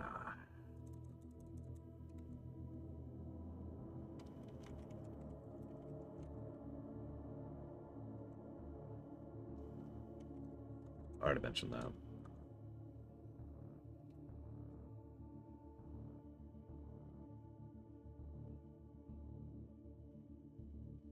CT has one moment I remember hitting me emotionally. Points if you can guess what it is, Ross. There's a lot of good beats, story beats in CT, but there's one moment that just hits me. It's a really dumb one. You're going to make fun of me when you hear it. Scroll up, because this is positive territory. What's the name of this stage?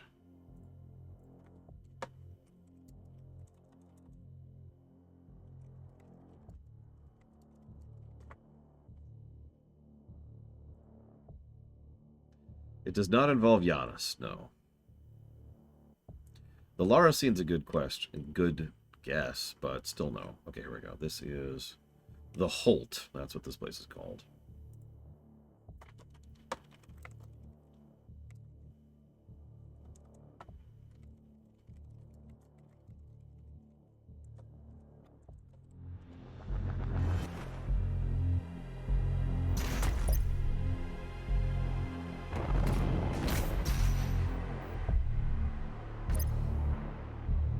The robo thing. Good guess. Still no, unfortunately. It is in 2300 AD. I'll give that away.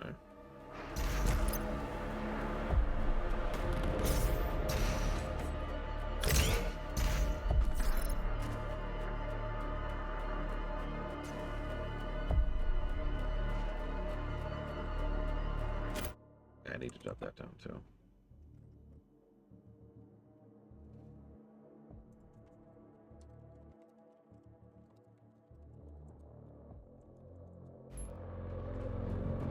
Blades have all got it.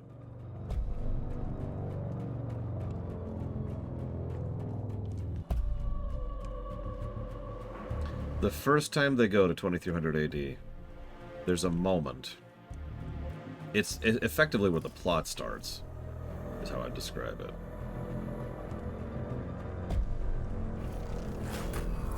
And yeah, it's a moment. You are here to restore order to my world.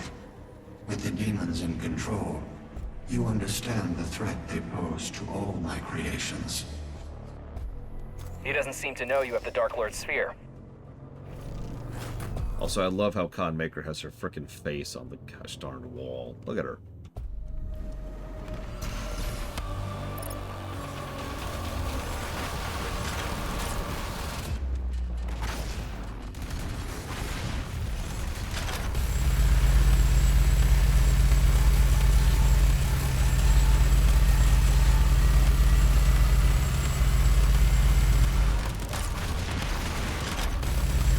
Two cyber demons. Oh, yeah,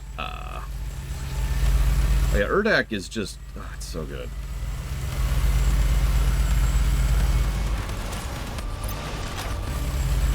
Oh, and a hunter.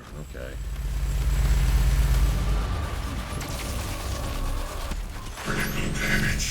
I should hope so.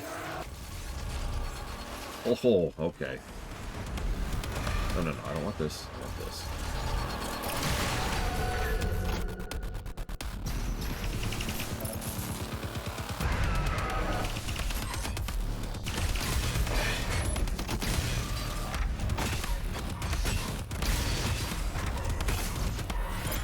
That's what was slowing me earlier. Oh. Okay.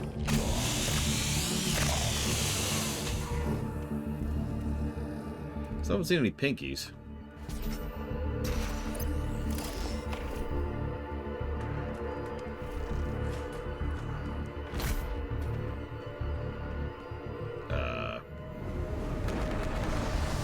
Speaking of...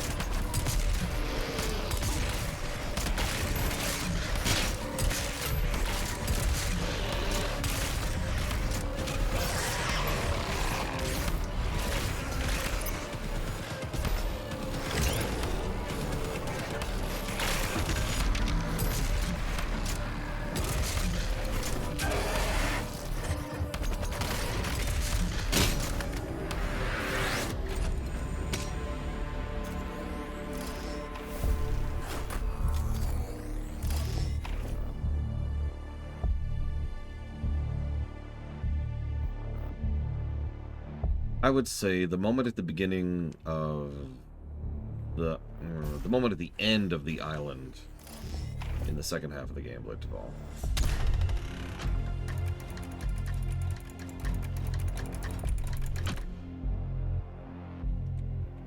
Okay.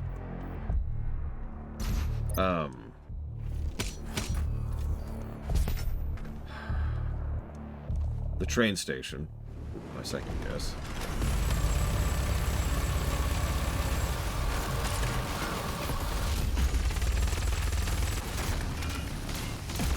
And honestly, the ending would be my third guess.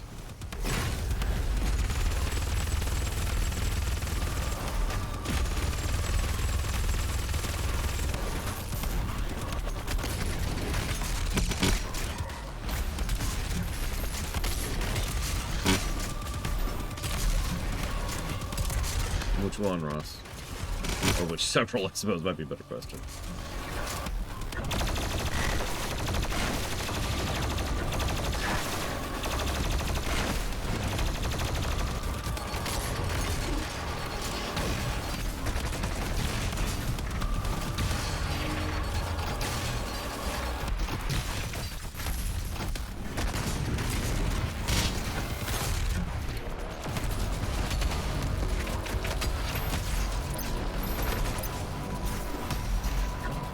The brothers, I can see that.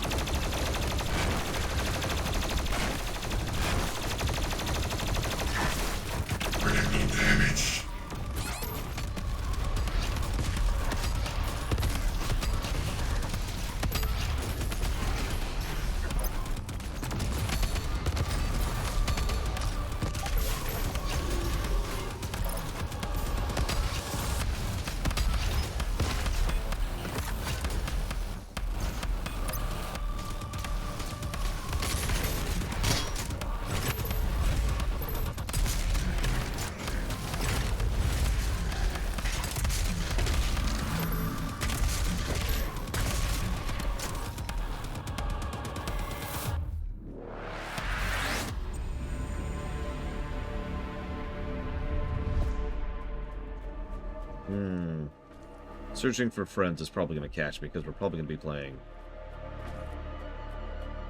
the Pixel Remastered version. Did I miss a donation in that? I apologize.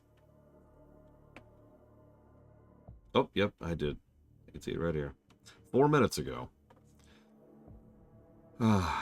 Thank you, Vigilant, as always. I don't know why you support me, but I appreciate that you do. A lot of people tend to put Searching for Friends as their personal favorite. It's not mine, but it's up there.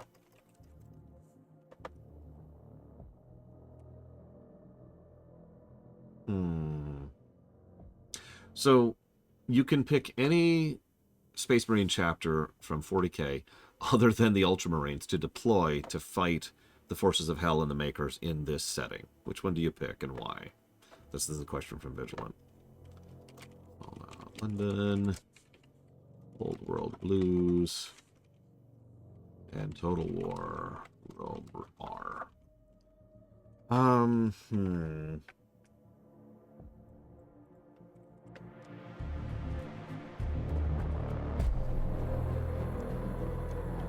I was actually thinking the Grey Knights, from my own limited knowledge. And of course, my mind immediately jumped to the Salamanders, but let's skip over that. I actually think it would be funny to deploy the Blood Ravens here. Now think about it. Like, what's one of their biggest shticks other than being in the games? Taking artifacts, right? Think about how many artifacts there are that they could loot in this setting.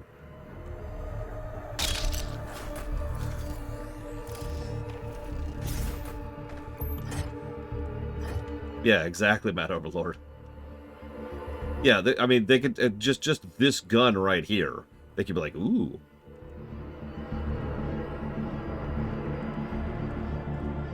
Yeah, dibs. What dibs? I knew what you meant, Loner. But even the BFG 9000 could lead to some shenanigans.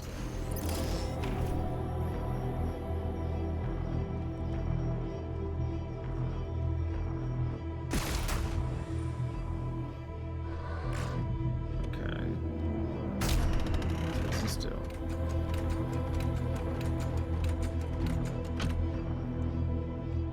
Okay, got it.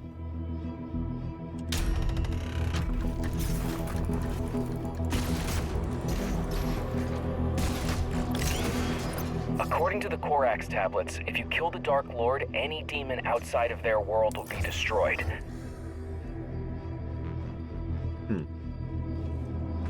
Nice info out of nowhere.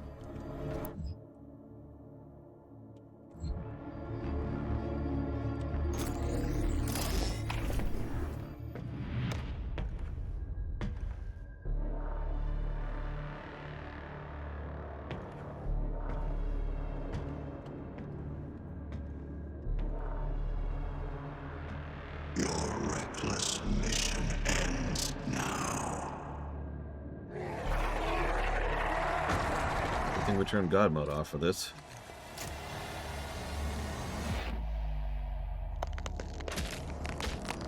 I guess this is Transfiguration.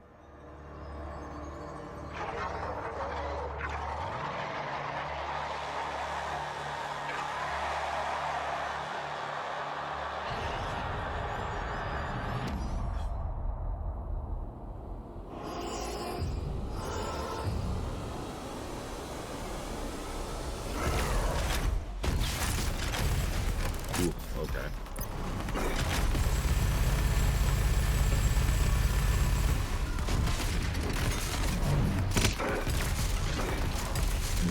He did not like me being in melee. Yep, that's Hayden.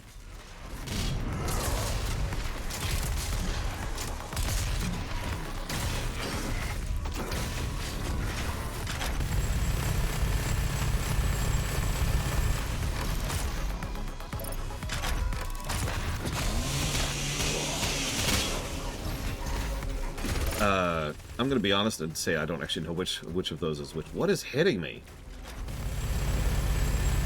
Loner.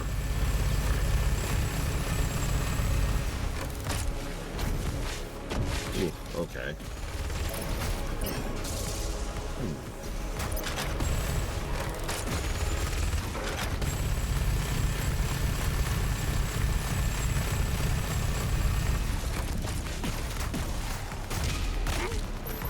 Hang on, Zach, I didn't see what you said. More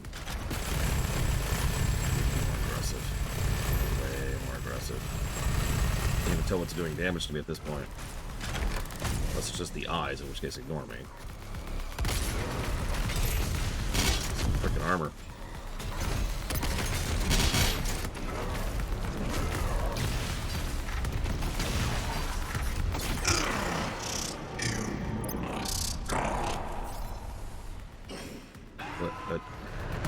No, no, no, no, no, no, no, no, no, no.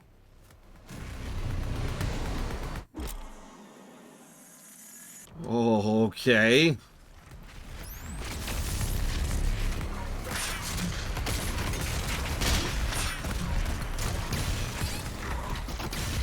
And we're dead. Oh my god, just instantly.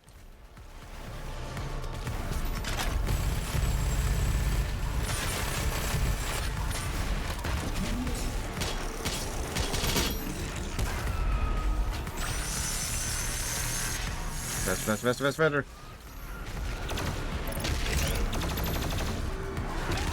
You have a blood punch left. Where are you? Where are you?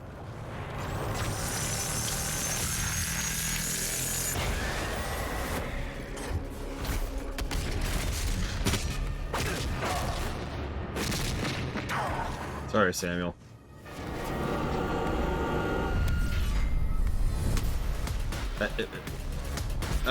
Okay.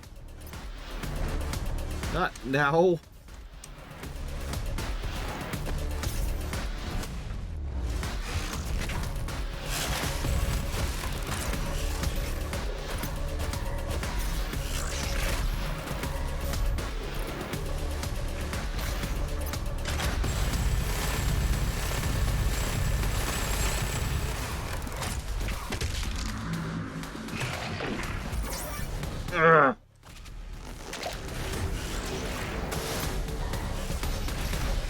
Oh my god.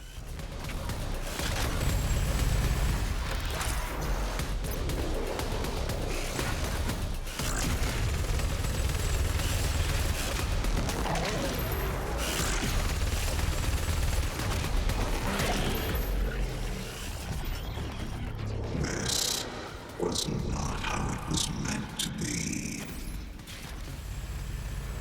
Guess that was a bad part.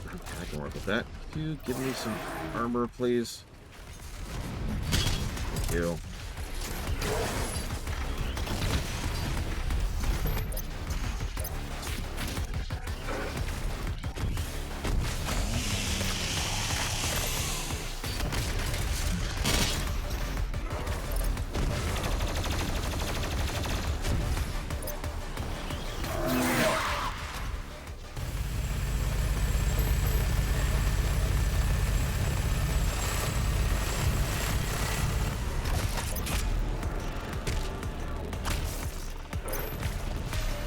To you, Dakota.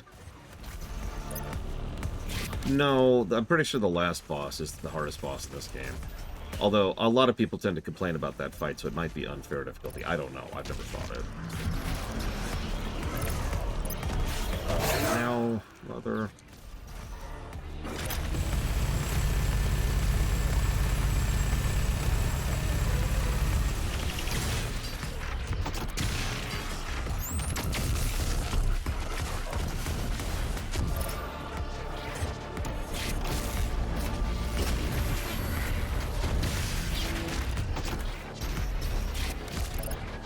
Lost him. Oh, please do, Toyo Prius. Like, I know who the fight is. Do me here, just avoid names. How's that sound? For anybody who isn't aware of where we're going with this.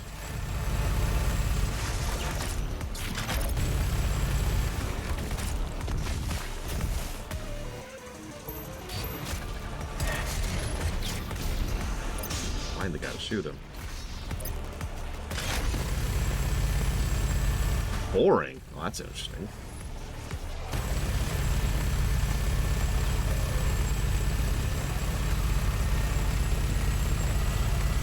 Spam, teleport spam. Does whatever a teleport can.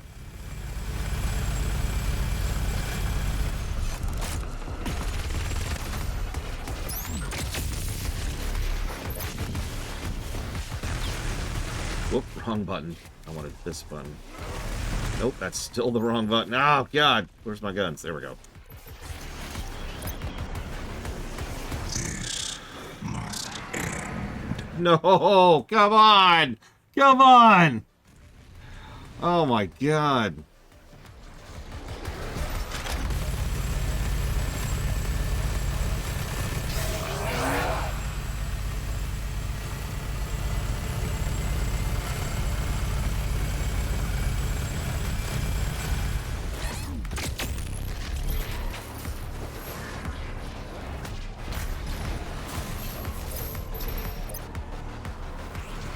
Anyways, that sucks. Yeah, I don't know if you know me, but I tend to dislike red light, green light bosses. Oh my god, what? What? What?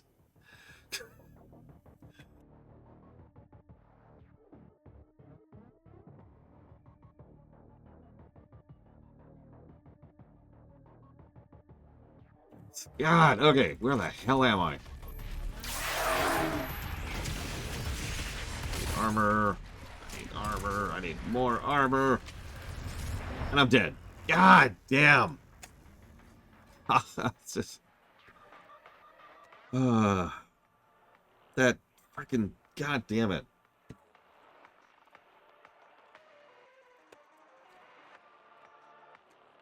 I'm shaky.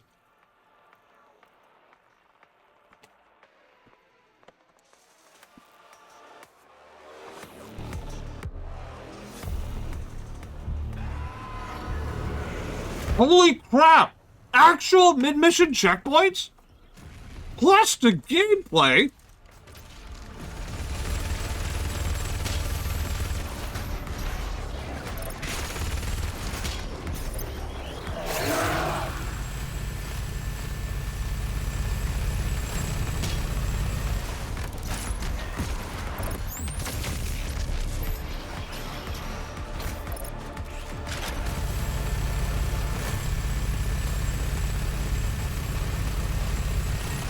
God, how do you have so much health? Where are you? No, where are you? I don't see it! I don't see it! Where is it? Oh god, I can't even move my mouse smoothly anymore. I'm shaking so badly. Hunger shaking, if you're wondering. Oh my god. Okay, hang on. Let's stop scrolling out for a second.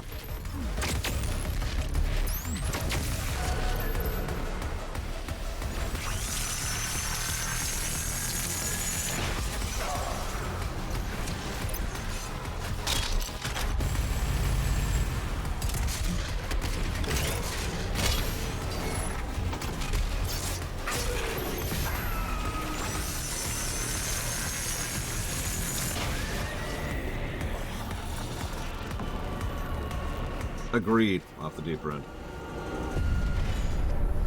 He was my servant. On my command, he removed me from this place. No, that's a good fight, believe it or not. It is not required that you end his life. Your mission here is now your own.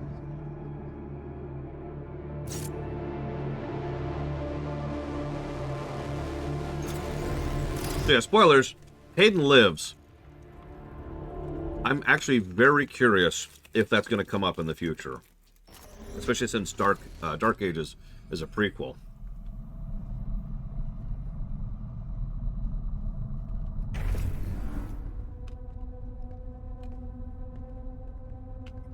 The consequences of your actions here are irreversible.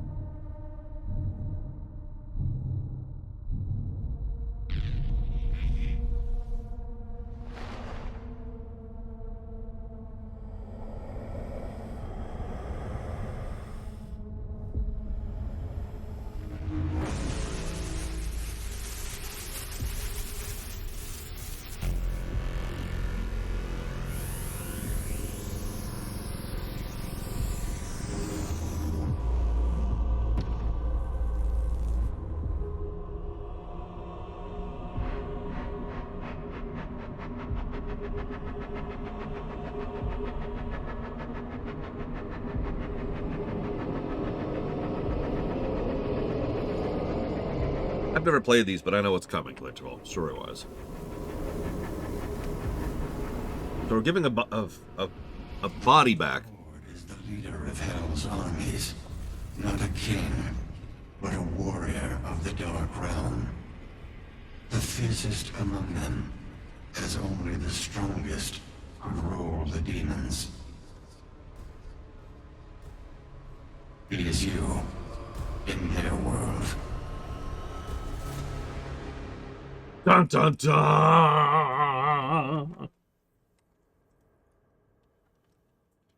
Wow, wow, wow, wow. People have been arguing for years about the significance of that.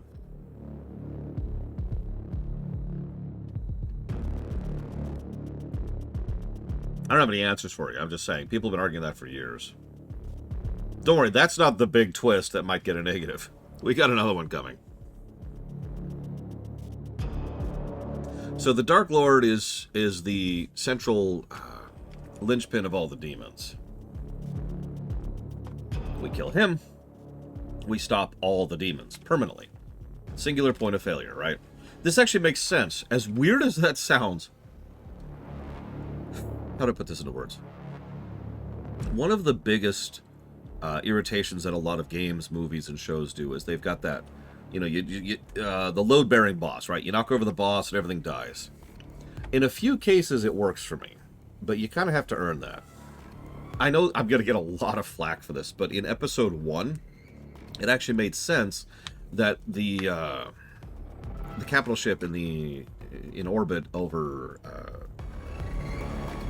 can't think of the name of the planet.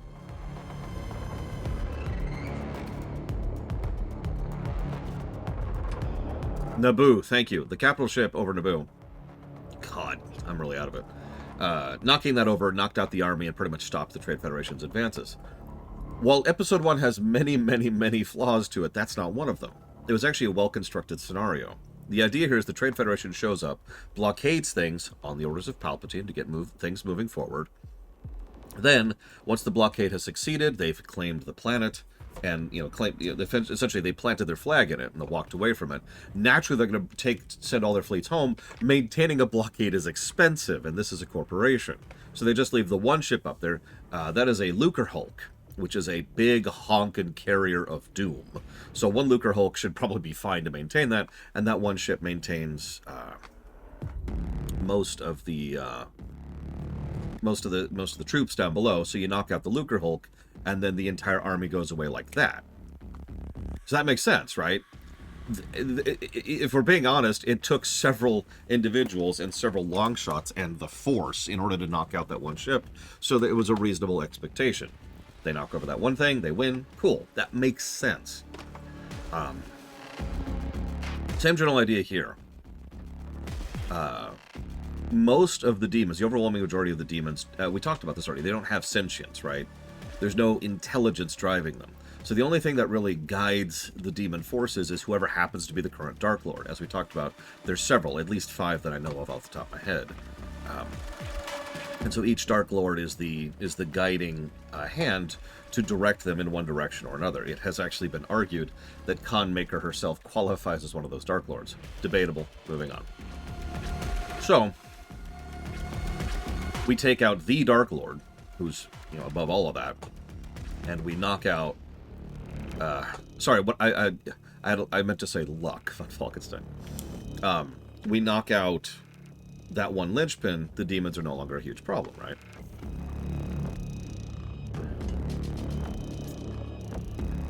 The general idea here, Spartan, is the answer is no one.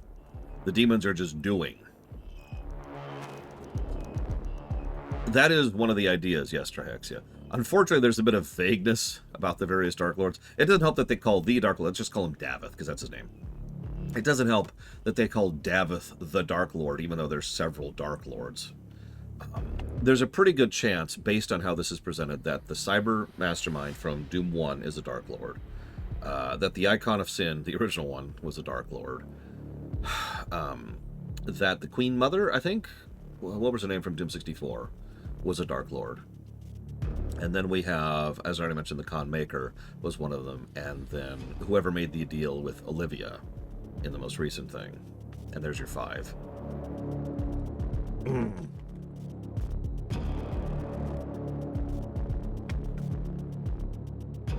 Probably Dakota.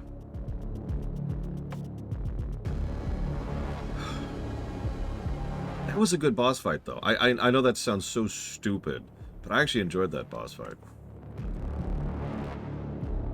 Doom 3 would have the Maledictus, or whatever he called himself, Bertruger, in other words. Whether it was Bertruger or an evil entity that absorbed Bertruger or whatever, it's the final boss of the DLC. Assuming Doom 3 is canon with the other ones, which is certainly a debatable thing, then that would qualify as one of the Dark Lords.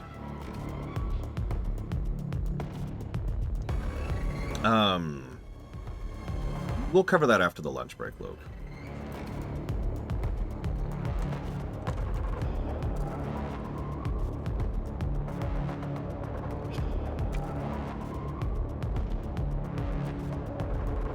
That's actually one of the things I was referring to specifically, Hondansk. Because you're right, they actually make reference to Doom 3, in Doom Eternal.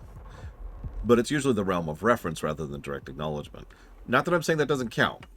It's just, it's kind of, I refer once again to the statement by, I can't remember his name, the guy who wrote this story, that made a point of saying that he wanted to have all of the WADs and all of the custom maps all canon, and that's just what the Doom guy was doing off camera in between the stories.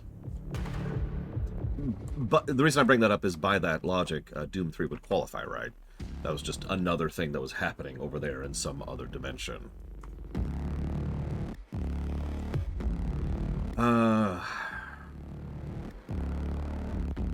Yeah, myhouse.wad was in fact canon. Who knew? No silver numbers. I'm not going to do silver numbers this time around. Well, that's a good question, Triax. It depends on what happens to Hell after the fall of the Dark Lord. Davith. I'm just going to call him Davith. I liked that boss fight. I'm glad I turned off cheats for that. Or God mode, at least. I think the music in the DLC was worse than the main game. Yes, but I don't think that means it was bad. It's just, the bar is already so high, you know? Oh my god, that's true. We need to reach out to Mr. Red and be like, listen, Head On is now canon with Doom Eternal's world building. Okay, so I've got lunch on the way, and I'm getting kind of shaky, so I need to eat. I'm gonna go take a short lunch break, try to wake up a little bit, and hopefully, the goal is actually to finish this today. No promises on that. And as you've seen, I have no problem with cheating for some sections, but then also turning off cheats for other sections. We'll see. We'll see. Either way,